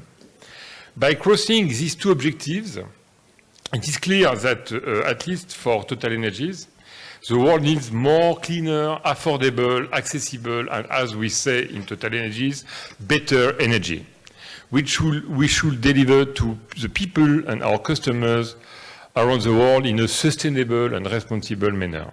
That means that we need to reinvent the way we produce and deliver energy, and that is a transformation path we have started in Total Energies in 2015 and are currently undergoing in order to become a leading multi-energy and responsible company. Basically, this is our license to operate. And it is true that Total Energies was one of the first international energy majors to recognize and take a lead on climate energy transition, with very practical actions and reforms. We fully support the Paris Climate Agreement. We joined top international initiatives on climate and decarbonization, and where we are one of the first who declared commitment to reach net zero in our operations by 2050. But most important, that we are actually incorporated SDGs and sustainable culture into the heart of our strategy and operations. We are already a global leader in energy transitions. We already channel most of our billions of investment in sustainable electron and renewable projects. We are continuously investing in R&D and pushing the innovations, and that is our pioneer spirit that is driving the change for exactly 100 years that our company exists, and this is the anniversary we are celebrating this year, and even to be more precise, today. Today, the Compagnie Française des Pétroles was created on the 28th March 1924. It is why today is the anniversary of our company, and we will celebrate that today with our teams. Moreover, we can apply exactly the same approach in all countries we operate, and that is why we joined this great initiative with Chapter Zero Kazakhstan, and which believe should play a very important role in steering sustainability and climate issues together with society, policymakers, businesses, educational and scientific institutions. For Kazakhstan, it is very important because the Republic wants to be a visible international player and has a vast economic potential which can be and should be unlocked and developed in a sustainable and efficient way, and attract investment and create new growth opportunities which will remain in line with the best international standards and practices. Thanks a lot, Yuri. I think that TotalEnergies is like one of the leading global energy players who is leading this path, and thank you that you're doing the same here in Kazakhstan. So my next question is that we all know that there are all these ESG principles and ESG strategies that each companies now adopt, mainly because it is a must, yes, and it is investment like attraction, cheaper financing, etc. But can you elaborate in your view, like really practically, which advantages does the ESG principles and strategies give to the business, and what challenges you see in that one? In our view, there is several advantages, and we can mention here. For countries and societies, clearly environmental improvement and increased quality of life, sustainable economic growth, investment climate in new economic sectors and industries as renewable energy projects, improved economic ties and access to global markets, and sustainable energy resources. For business, it is, as I mentioned, clearly a license to operate, and that it will be more and more important for most of the companies. Access to market, access to financial resources, access to technologies and innovations, reduction of costs, and acceptance by societies. Okay, and like specifically, for example, for Kazakhstan, how this approach and ESG principles are being reflected in your activities here in Kazakhstan? What do you do in this field? The approach I described, our sustainability approach in Kazakhstan is fully in line with our global strategy. And first, we are already operating in Kazakhstan for more than 30 years now, and mainly in the famous Kashagan project, which remains on the top in terms of innovations, economic and sustainability performance, and especially taking into account that this project is developed in a very ecologically sensitive North Caspian area, for which there is a lot of technological challenges as reservoir pressure, sulfur, weather. And from the beginning of the project, there were zero routine flaring approach, and with our many other innovations, which makes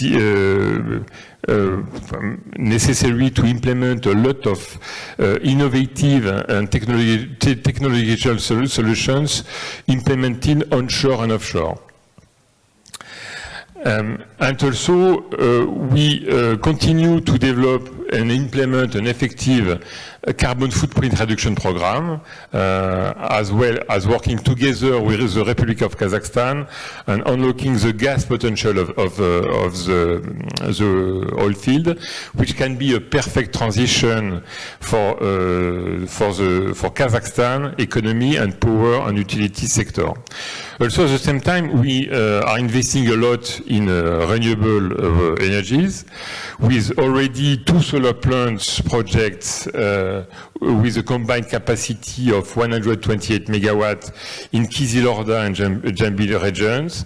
And there is it is not a coincidence where we were the first company of whom the president of Kazakhstan, His Excellency Kasim Jomart Tokayev, has proposed to develop a unique 1 gigawatt wind and storage project called Mirny, for which we are developing now in partnership with Kazmunayaz and Samuk Kazina in the south of the Lake Balkhash, and it will be the first project of this scale in Asia, especially for the power storage, which will allow to save an equivalent of 3 million tons of CO2 emissions per year, which roughly represents 1% of the total emissions of the country. Also, Total Energy is an active member of the Foreign Investor Councils, chaired by the President of Kazakhstan, and a strategic investor and responsible major makes a lot of sustainable actions. In the FIC, Total Energies is co-chairing the Energy Working Group, where we share our best knowledge and provide a global expert assistant to the government of Kazakhstan on development and implementation of the Republic Carbon Neutrality Strategy 2016. We also support education programs development between Kazakhstani and French universities in order to strengthen the human capital of Kazakhstan, especially for the development of our renewable project and especially for the Mirny projects. Thanks a lot, Yuri. Maybe the last question to you. So, being like really the global actor who is doing this for many years already, what practical advice can you give to, I don't know, our business leaders, to the management team members regarding the ESG and incorporation of all these principles into their activities? Yes, the world is changing fast, and even in the nearest future, only sustainable business will remain competitive and will continue to operate, that is for sure. And the main challenging we see for some businesses is to adapt and change, especially for those who are more dependent on traditional fossil fuel sources. But the technologies evolve fast and as well, and I am sure that there will be many economic opportunities for those who act first. And also, as many sources of information and support, and Chapter Zero should become one as well. And this dialogue should continue at the levels with practical and tangible objectives and results. And step by step, that is our common goal, global mission. Only together we can actually make a change and achieve progress towards more sustainable life, growth, stability, and prosperity. Thanks a lot, Yuri. And let's have some round of applause for our speaker.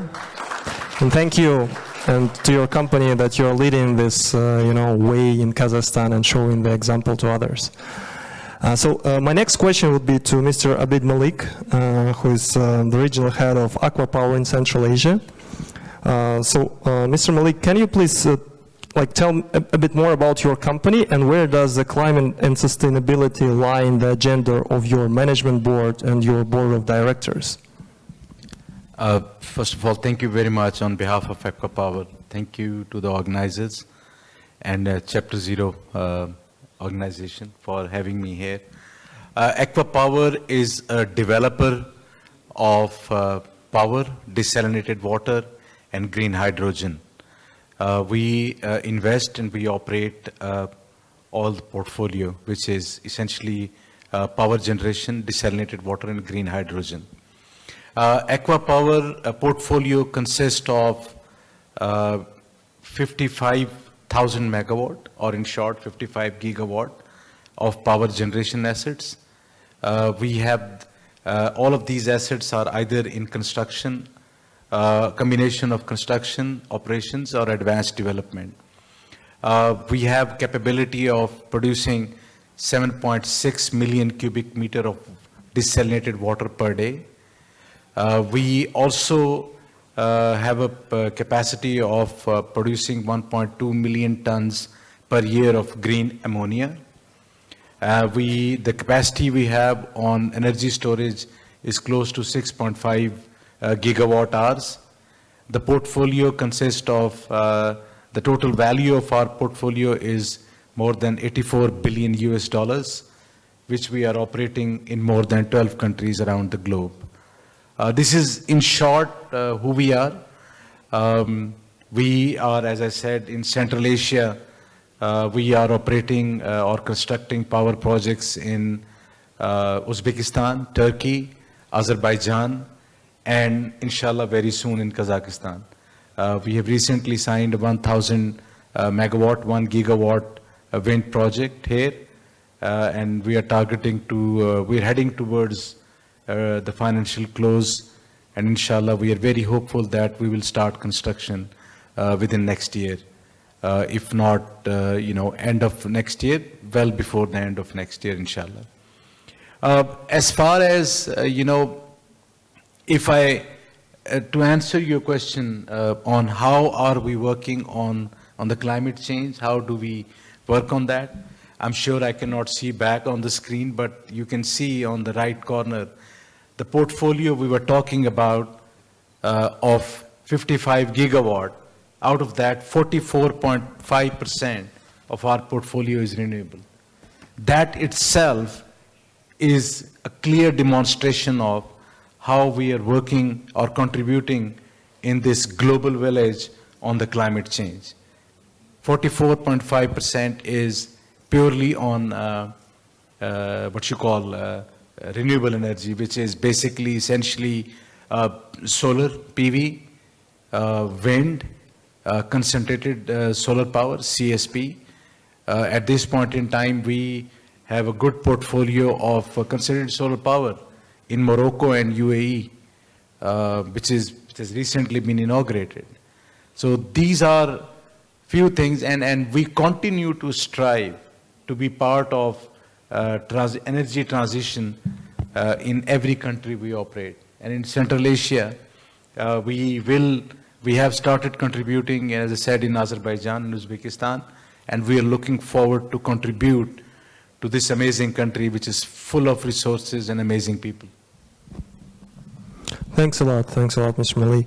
And so you're already familiar with our, let's say, landscape here in Kazakhstan. What do you think prevents, from really boosting the investment into such projects in Kazakhstan? What can be done to really unlock more of this potential? Look, the climate change is a very important way forward. Is the real thing we need to do, but at the end of the day, this whole mission it's a mission and it's a vision, both. And you cannot accomplish or implement this vision unless, the regulators, and my colleague from McKinsey was very right. I was truly impressed by the statistics you were presenting on the screen. Regulators will have to play a very important role. The finance, Hussein Bey, people like, Hussein Bey, yourself, and EBRD, and other DFIs, extremely important role. Developers will have to contribute. Technology provider, very important. Let me take you back, like a decade back. Think about it, those who were still in this energy business.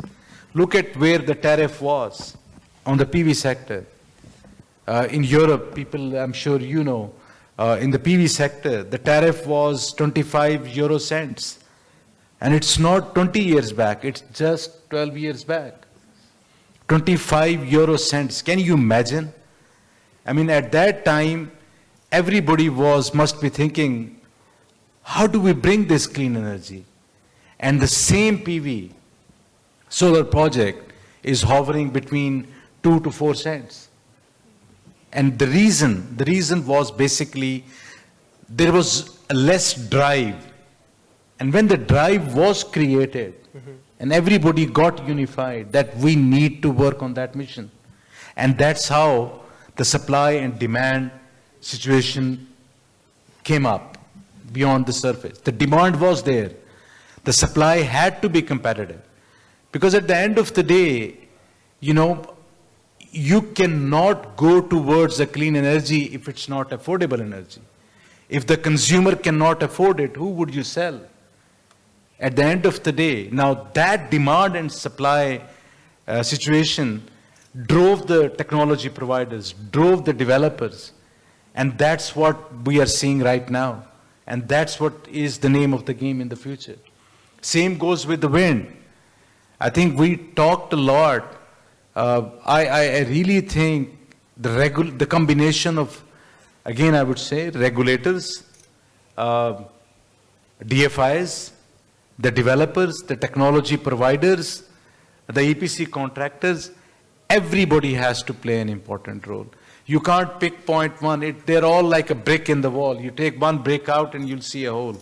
You won't be able to build the wall. So even in Kazakhstan, I think it is very important that all these important contributors need to work together and drive it. And one important thing, and we talked about, I think one very important statistic, sorry SM, I keep coming back to you because I really liked one of that slide where you were showing who are the major CO2 contributor. You were showing power, 2.7 something, I remember that. And you were also talking about industries. I think there is a lot going on in the power itself. You're replacing either inefficient combined cycle power plants or thermal power plants with renewable. But one thing, in my opinion, which need to be tapped into Kazakhstan is the industry. It's petrochemical, it's fertilizer. And decarbonization is extremely important. And that decarbonization can only be done if we replicate the success story of PV into green hydrogen. Once you create that success story, that's the way decarbonization has to be done. I mean, let us not live in the illusion that it's a free market. Lenders will give you free money. Developers will come and do for, zero IRR. No. All of this, whatever initiatives we do, all of this have to make a commercial and economic sense. So in my opinion, Kazakhstan, there's a lot of opportunity in the green hydrogen, in the decarbonization of the industry. As I said, I'm not trying to market Aquapower, by the way. There's a lot of, stories going on. If you start Google or Yahoo or whatever search engine you use, you will see that there's a lot of projects on green hydrogen you will see. But actually, there are not many under construction, by the way. Aquapower is constructing, as of today, the world's largest green hydrogen project in NEOM, the famous NEOM, all of you have heard. And we are constructing a couple of other pilot projects, one in Uzbekistan. But we sincerely believe, and I would suggest that this subject really need a lot of focus. I hope I answered your question. Of course, yeah, fully. Thanks a lot. Thanks a lot, Mr. Malik. It's all about the money to make it affordable. That's all for everyone. But thanks a lot. I think that's the key. So you mentioned that the work of all the stakeholders, and I actually wish you a lot of prosperity and good luck in Kazakhstan. So waiting to see more and more projects, renewable projects in Kazakhstan run by your company. And next question I would have for Timur Omashev. Тимур, я, наверное, тогда на русском задам его, да, то есть вы являетесь как раз-таки представителем консалтинговой индустрии, который работает с многими компаниями, с бизнесами, и видите, наверное, более такую картину, что происходит в целом на стране с точки зрения внедрения ESG-стратегии. Вот могли бы вы поделиться своим мнением, насколько у нас сейчас ESG-повестка серьезно идет, воспринимается бизнес-лидерами, есть ли ESG-стратегии, внедряются ли они, и, возможно, какие барьеры основные присутствуют для того, чтобы она дальше развивалась более активно? Да, Дулатбек, благодарю за слово. Я сегодня также хотел дополнительно поделиться, как непосредственно еще KPMG, как консалтинговая компания управляет климатическими рисками, если будет возможность. Да. Отвечая на ваш вопрос, я считаю, что, в принципе, как и коллеги уже сказали, что постепенно ESG-повестка в Казахстане становится неотъемлемой частью, да, стратегии наших компаний. Наверное, если исторически посмотреть, то первые шаги были предпринимались в далеком 2006 году, когда вот в мире развивалась повестка устойчивого развития. Мы в тот момент тоже присоединились к глобальному договору ООН. Но такого активного развития на тот момент это направление не получило. Я считаю, что вот развитие ESG, оно более так активизировалось последние 10 лет. Хотел напомнить, что в 2015 году мы приняли цели устойчивого развития ЦУР. В 2016 году мы ратифицировали Парижское соглашение. Да? Соответственно, после этого началось меняться наши регуляторные нормативные акты. В 2021 году был принят кодекс корпоративного управления, в 2023 социальный кодекс. И вот последнее такое нововведение, что с 2022 года страна ввела требование, что все финансовые организации должны будут предоставлять информацию о ESG, да, повестке, о ESG-рисках. Пока это на добровольной такой основе, но начиная с 2025 года это будет требование обязательным. Соответственно, как бы ESG-повестка, она уже внедряется. Это реальность, мы с этим живем. Сегодня коллеги с Самрук Казна рассказывали о своих подходах. Мы знаем, что многие компании холдинга, дочерние организации, они уже давно выпускают годовые отчеты о устойчивом развитии.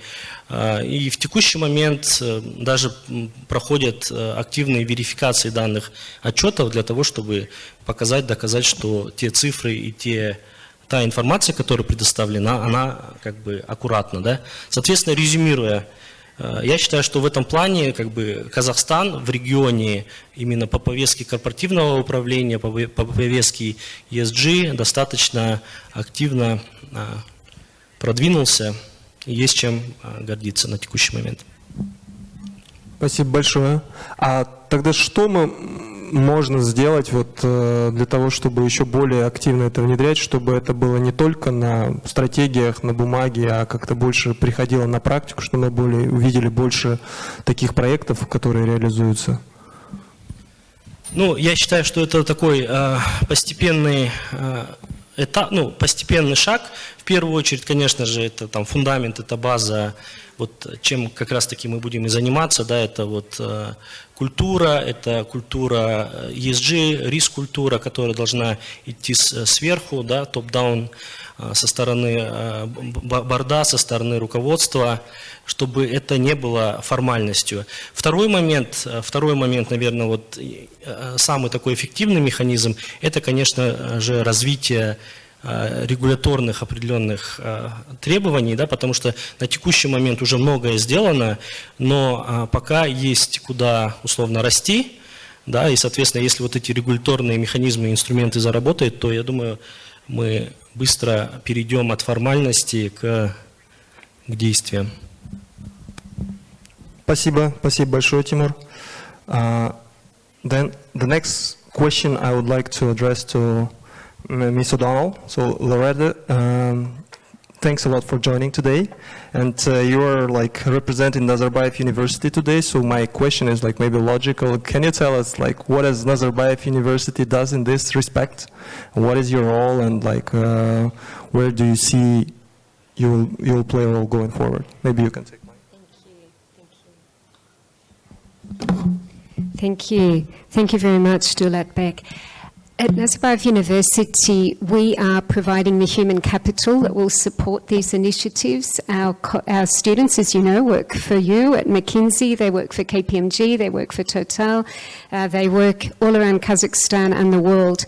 And we try and train our students very carefully to international standards so that they can work in these industries and that they are prepared to challenge the status quo, that they are prepared to ask hard questions, and that they're really prepared to redefine what questions need to be asked in these very complex organisations. So one thing is we train the human capital that will then be part of the solution to this problem.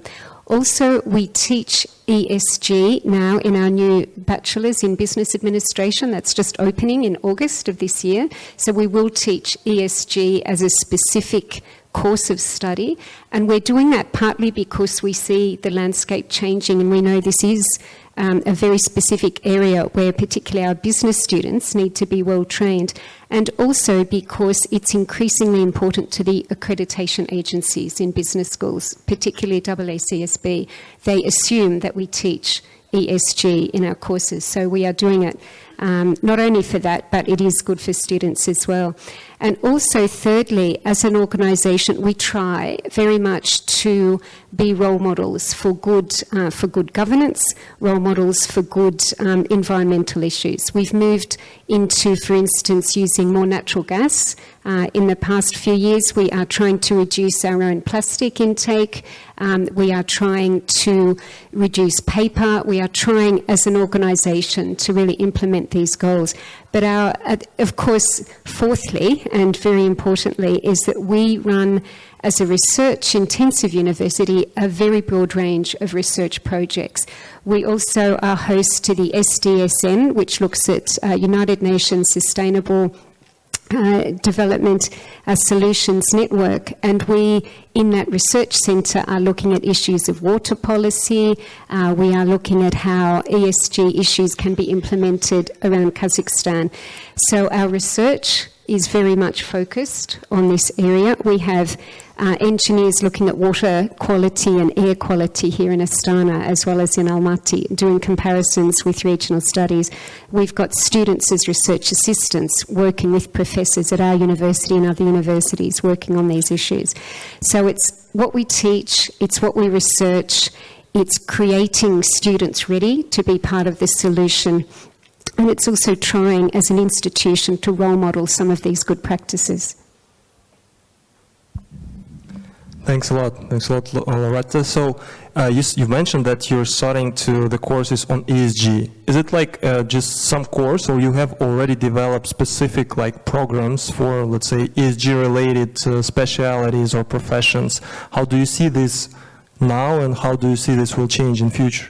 And do you see the demand from the students on this? Like, what's your view on that one?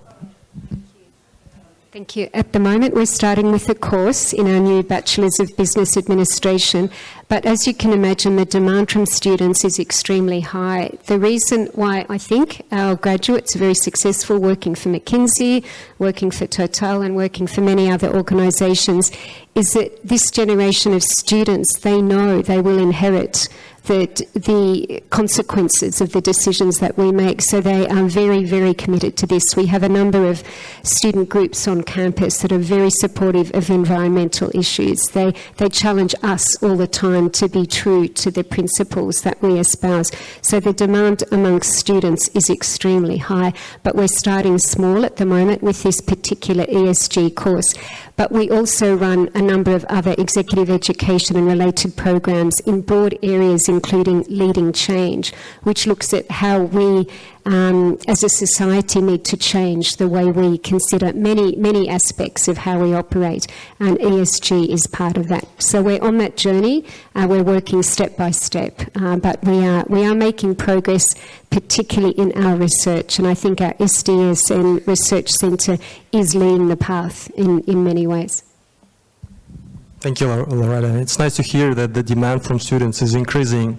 That's at least the indicator that the younger population is really taking this serious. Thanks a lot. Я бы тогда хотел предоставить слово Айнур. Айнур, у меня как бы вопрос к вам такой. Вот вы как раз являетесь представителем ассоциации Kazakh Green, который как раз занимается зеленой повесткой. Может, вы расскажете, поделитесь вот сейчас, что вы видите, что происходит в последние годы? Слышно меня? Да. Спасибо большое за приглашение. Я очень рада, что такая инициатива, как Chapter Zero Kazakhstan, появилась наконец в Казахстане, и я думаю, что это очень своевременно именно сегодня. Поскольку наша ассоциация Zero Kazakhstan, она на протяжении 5,5 лет в Казахстане работает, мы очень активны, и основная наша задача – это, конечно, обеспечить такую площадку для дискуссии между государственными органами, правительством и бизнесом, поскольку, конечно, сектор новый, и возобновляемая энергетика в Казахстане уже имеет 15-летнюю историю, и благодаря вот таким ассоциациям, как наша, как КАЗЭНРГ, Казахстанская электроэнергетическая ассоциация, здесь мы позволяем правительству вырабатывать такие решения, которые позволили бы прийти инвесторам и построить эти объекты возобновляемой энергетики. И вот 15 лет назад, если бы кто-то мне сказал, что пройдет 15 лет, и в Казахстане будет 3 гигаватта возобновляемой энергетики, придут крупные инвесторы, такие как Total, Aquapower, Masdar, China Power, когда через 15 лет уже не 70% в зале, в которой будет идти дискуссия по декарбонизации, будет 70% именно представителей нефтегазового сектора. Я бы тогда не поверила бы, поскольку на тот момент в сектор возобновляемой энергетики никто не верил. Считалось, что это дорогая игрушка, которая стране не нужна, у нас есть угля на 300 лет, и эти дискуссии все вы прекрасно знаете, вы все в них участвовали. Но сегодня, когда правительство сделало беспрецедентные меры поддержки, мы поддержали на уровне закона, уже и инвесторы, приходя на этот рынок, победив в аукционах, дав конкурентный тариф, имеют 15-летний контракт на продажу электроэнергии, гарантированный. Уже, в общем-то, и системный оператор уже умеет работать. Конечно, они с таким страхом работают с возобновляемой энергетикой, но сегодня 3 гигаватта мощностей возобновляемой энергетики в энергосистеме работают. Крупные объекты, во всяком случае, по меркам Казахстана, 100-мегаваттные, уже сегодня и 200-мегаваттные объекты возобновляемой энергетики, ветровых солнечных станций, они уже в энергосистеме работают и дают электроэнергию. Я хочу подчеркнуть, что за последние 5-7 лет новые объекты генерации были введены только возобновляемых, только ветровых солнечных станций. И именно эти новые станции позволяют снижать энергодефицит, который нарастает в стране. И это уже признают все участники рынка. Но сегодня важно, чтобы та инициатива государства, которая была зарождена 15 лет назад и которая постепенно, поступательно улучшала бизнес-климат в Казахстане по возобновляемой энергетике, чтобы подхватили именно корпорации, малый и средний бизнес и домохозяйство. Поскольку законодательство позволяет это делать. Сегодня мы очень часто дискутируем с крупными потребителями, которые говорят, мы хотим потреблять зеленую электроэнергию, нам это важно с точки зрения снижения углеродного следа, с точки зрения ESG-повестки и так далее. И вообще в целом для того, чтобы быть конкурентным. И это вот это направление, чтобы потребитель диктовал, какая мне нужна электроэнергия, это очень самый, наверное, следующий этап развития возобновляемой энергетики.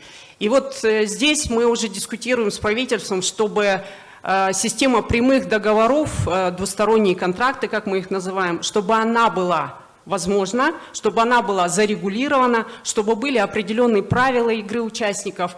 И я думаю, это интересно не только потребителям и генерации, это важно и банкам, которые хотели бы финансировать в такие прямые контракты. Вот такая дискуссия сегодня идет, и я думаю, что и крупным игрокам, и тем инвесторам, которые сегодня работают в секторе возобновляемой энергетики, они придут уже теперь уже в прямые договора, потому что если этот рынок будет урегулирован, потенциал рынка двусторонних контрактов, он еще больше, чем потенциал рынка, который работает с расчетно-финансовым центром. Еще одно направление, которое важно на сегодняшний день, это готовность инфраструктуры, об этом и представитель Маккензи сегодня говорили. Конечно, если инвесторы придут, построят объекты, я думаю, что и Total, и Аквапауэр, года через 3 они уже построят объекты возобновляемой энергетики уже по 1 гигаватту. И у них будут накопители, которые сегодня мы еще пока не знаем, как они должны работать, это новые технологии.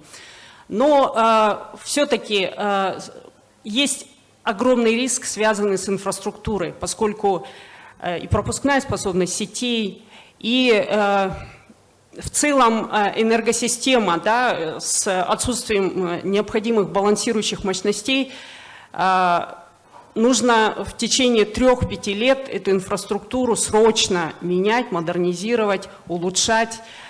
И речь идет о новых сетях, о тех же накопительных станциях, возможно, да, и о новых правилах игры участников рынка. В Министерстве энергетики сегодня есть, в целом, да, в рынке электроэнергетики есть такое понятие единый закупщик электроэнергии и балансирующий рынок электроэнергии. Возобновляемые источники энергии являются полноправными участниками рынка балансирующей электроэнергии. И вот здесь вот есть определенный риск для возобновляемой энергетики, поскольку основной принцип на балансирующем рынке, тот, кто отклонился, тот должен платить за эти отклонения. А как раз таки ВИЭ, ветровые солнечные парки, они и являются объектами отклонения. И нельзя допустить того, чтобы объекты возобновляемой энергетики, придя, построив свой объект, чтобы они становились неконкурентными в связи с работой балансирующего рынка. И вот здесь вот идет большая дискуссия. Мы также участвуем в этой дискуссии, чтобы все-таки принять правильные решения, связанные и с работой балансирующего рынка, и с работой накопителей, и с работой крупных гигаваттных проектов возобновляемой энергетики, которые мы, как ассоциация, изначально видели и риски, но в то же время сегодня мы и видим те преимущества, которые эти проекты могут принести Казахстану. Прежде всего, это огромный потенциал этих компаний, которые могут принести эту компетенцию в Казахстан. Это новые технологии, держателями которых эти компании являются. И, конечно же, это новые рабочие места в регионах Казахстана. Не в Алмате, в Астане, а именно в регионах, где новые устойчивые зеленые рабочие места так необходимы сегодня. Поскольку, наверное, лицам, принимающих решения, которые будут отходить от угля в рамках энергоперехода, им важно понимать, а что будет с рабочими местами тех угольных станций, либо тех угольных разрезов, которые сегодня работают. Это тысячи рабочих мест. И нам всем, в том числе в рамках Chapter Zero Kazakhstan, необходимо именно говорить о справедливом энергопереходе, о разумном и очень прагматичном подходе к вопросам энергоперехода и к вопросам зеленой экономики. Спасибо. Спасибо большое, Нур. Да, у вас есть вопрос?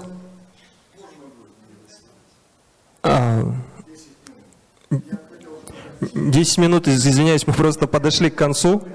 Я вот организаторам, может быть, передам сейчас, потому что у нас... Біз панельдік сессияны аяқтайық аға. 1 минут тұра тұрыңыз, үлкен рахмет. Біздің бірлескен жұмысымызға зор үлесін қосатын құнды пікірлеріңіз бен ұсыныстарыңыз үшін шексіз алғысымызды білдіреміз. үлкен рахмет. Дулатбек мырза, сізге осындай керемет панельдік сессияны өткізгеніңізге үлкен рахмет. Құрметті әріптестер, өзімізді поблагодарим. Рахмет, сізге рахмет. Спасибо большое. Залдан қандай да бір сұрақтары болса. Хорошо, выходи. Просто у нас была сессия вопросов и ответов. Может быть, люди зададут вопросы, у кого есть, и потом... Ну, понятно, но у всех здесь у нас 17:05 просто. Да. Уважаемые коллеги, с зала есть вопросы к панелистам? Ну, есть вопросы. Разрешаете, да? Қазір онда біздің панелистермен бірге let's have a picture for the memory, да? 5 минут. Да, сейчас, все. Не, давайте мы послушаем тогда 5 минут. Да? Я извиняюсь еще раз. Не было никогда такого, чтобы я мог вот так вот. Я сегодня вот в течение 1,5 часов слушаю, да. Вы знаете, поэтому я вот не выдержал и решил. Я возглавляю Союз инженеров-энергетиков Казахстана. Ну, я энергетик. Нет ни одного человека, нигде не найдете, кто бы не хотел дышать чистым воздухом и пить чистую воду. Поэтому призывы сегодняшние, которые 50% все говорили, давайте, никто, все говорят, давайте. Вопрос, как и что, и в какой стране, страны разные. Я как энергетик хочу сказать, что в Казахстане 70% электроэнергии вырабатывается на угле.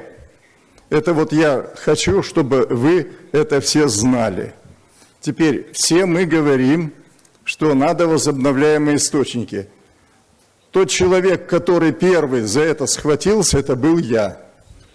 Постановление, которое вот было выпущено, которые давали льготы, мои 2 предложения, они до сих пор еще действуют. Льготы какие? В любом месте, кто бы ни построил, мгновенно давать в той точке, где он построил.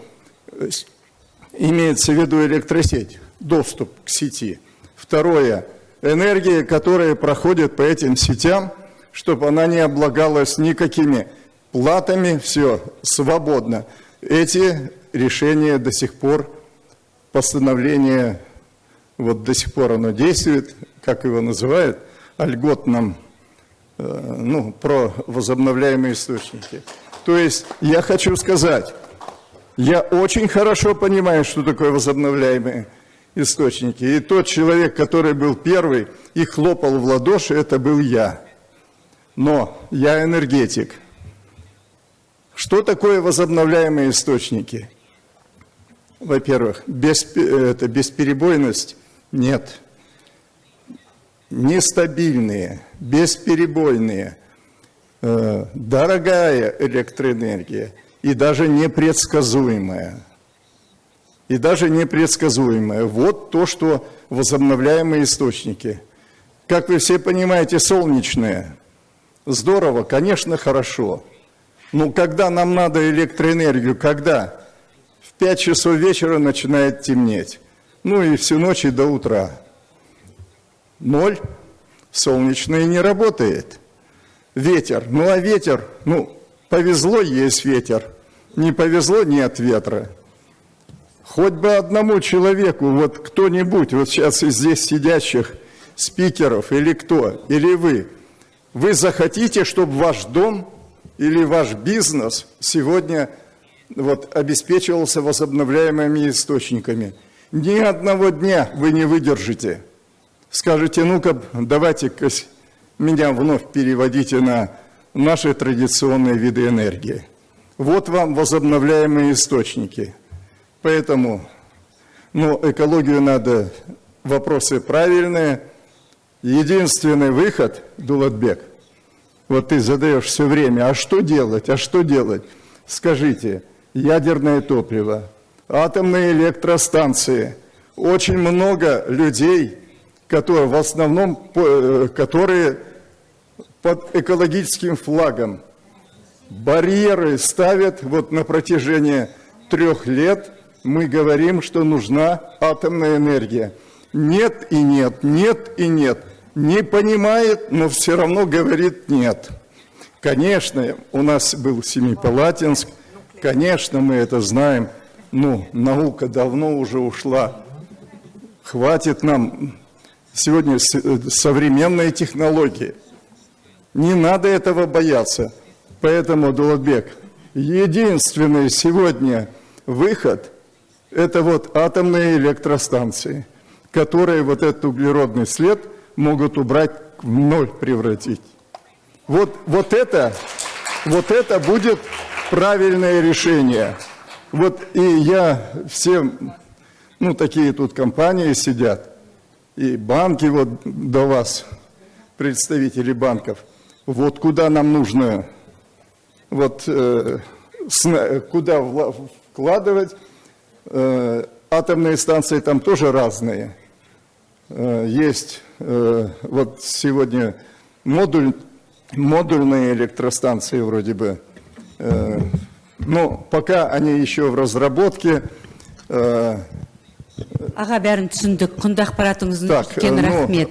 Я просто без подготовки вот решил просто выступить. Вот. Үлкен рахмет. Спасибо большое. Пожалуйста. Спасибо большое. Ал Дулатбек мырза, панелистерді бірге суретке түсіруге шақырсаңыз. Спасибо вам большое. Панельдік сессияға қатысқан өзіміздің әріптестерімізге шексіз алғысымызды білдіреміз. Пожалуйста. Фотографию.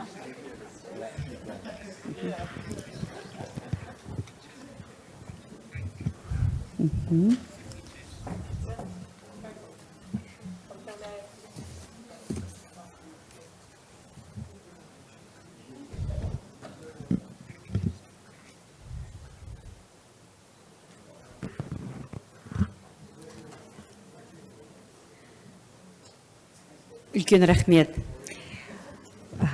Орындарыңызға отыра берсеңіздер болады. Құрметті қонақтар, құрметті бүгінгі салтанатты іс-шараға қатысушылар. Chapter Zero Kazakhstan ашылу салтанаты аяқтала келеді. Баршаңызға үлкен алғысымызды білдіреміз. Климаттың өзгеруімен күресудің ортақ мақсатына қолдау көрсеткен әрбір қатысушыларға алғысымызды білдіреміз. Бүгінгі іс-шарамызға онлайн байланыс арқылы қосылған қатысушыларымызға да үлкен алғысымызды айтамыз. Сіздердің қолдауларыңыз Қазақстандағы осы бастаманың табысты болуы үшін өте маңызды. Біздің мақсатқа жетер қолымыз енді ғана басталды. Алдымызда үлкен жұмыс күтіп тұр. Chapter Zero Kazakhstan климаттың өзгеруіне қарсы күресте белсенді әрекет пен инновация үшін елдің бизнес қауымдастығын біріктіруге ұмтылуда. Біз бірге болашақ ұрпақ үшін планетамызды қорғауға елеулі үлес қоса аламыз деп сенеміз. Сіздерді біздің болашақ іс-шараларымызға, семинарларымызға және талқылауларымызға қатысуға шақырамыз. Біз бірге климатқа әсерімізді азайтып қана қоймай, сонымен бірге қоғам мен елдің экономикасына пайда келетін тиімді стратегияларды әзірлеп, жүзеге асыра аламыз. Chapter Zero Kazakhstan'ды құруға қатынасқандарыңыз және үлкен үлес қосқаныңыз үшін шексіз алғысымызды білдіреміз. Баршаңызға өркендеу, шабыт және тұрақты даму жолында жаңа жетістіктер тілейміз. Келесі кездескенше қош сау болыңыздар. Үлкен рахмет. И сделаем фотографию на память, да, все вместе, уважаемые коллеги. Прошу пройти на сцену. Спасибо большое.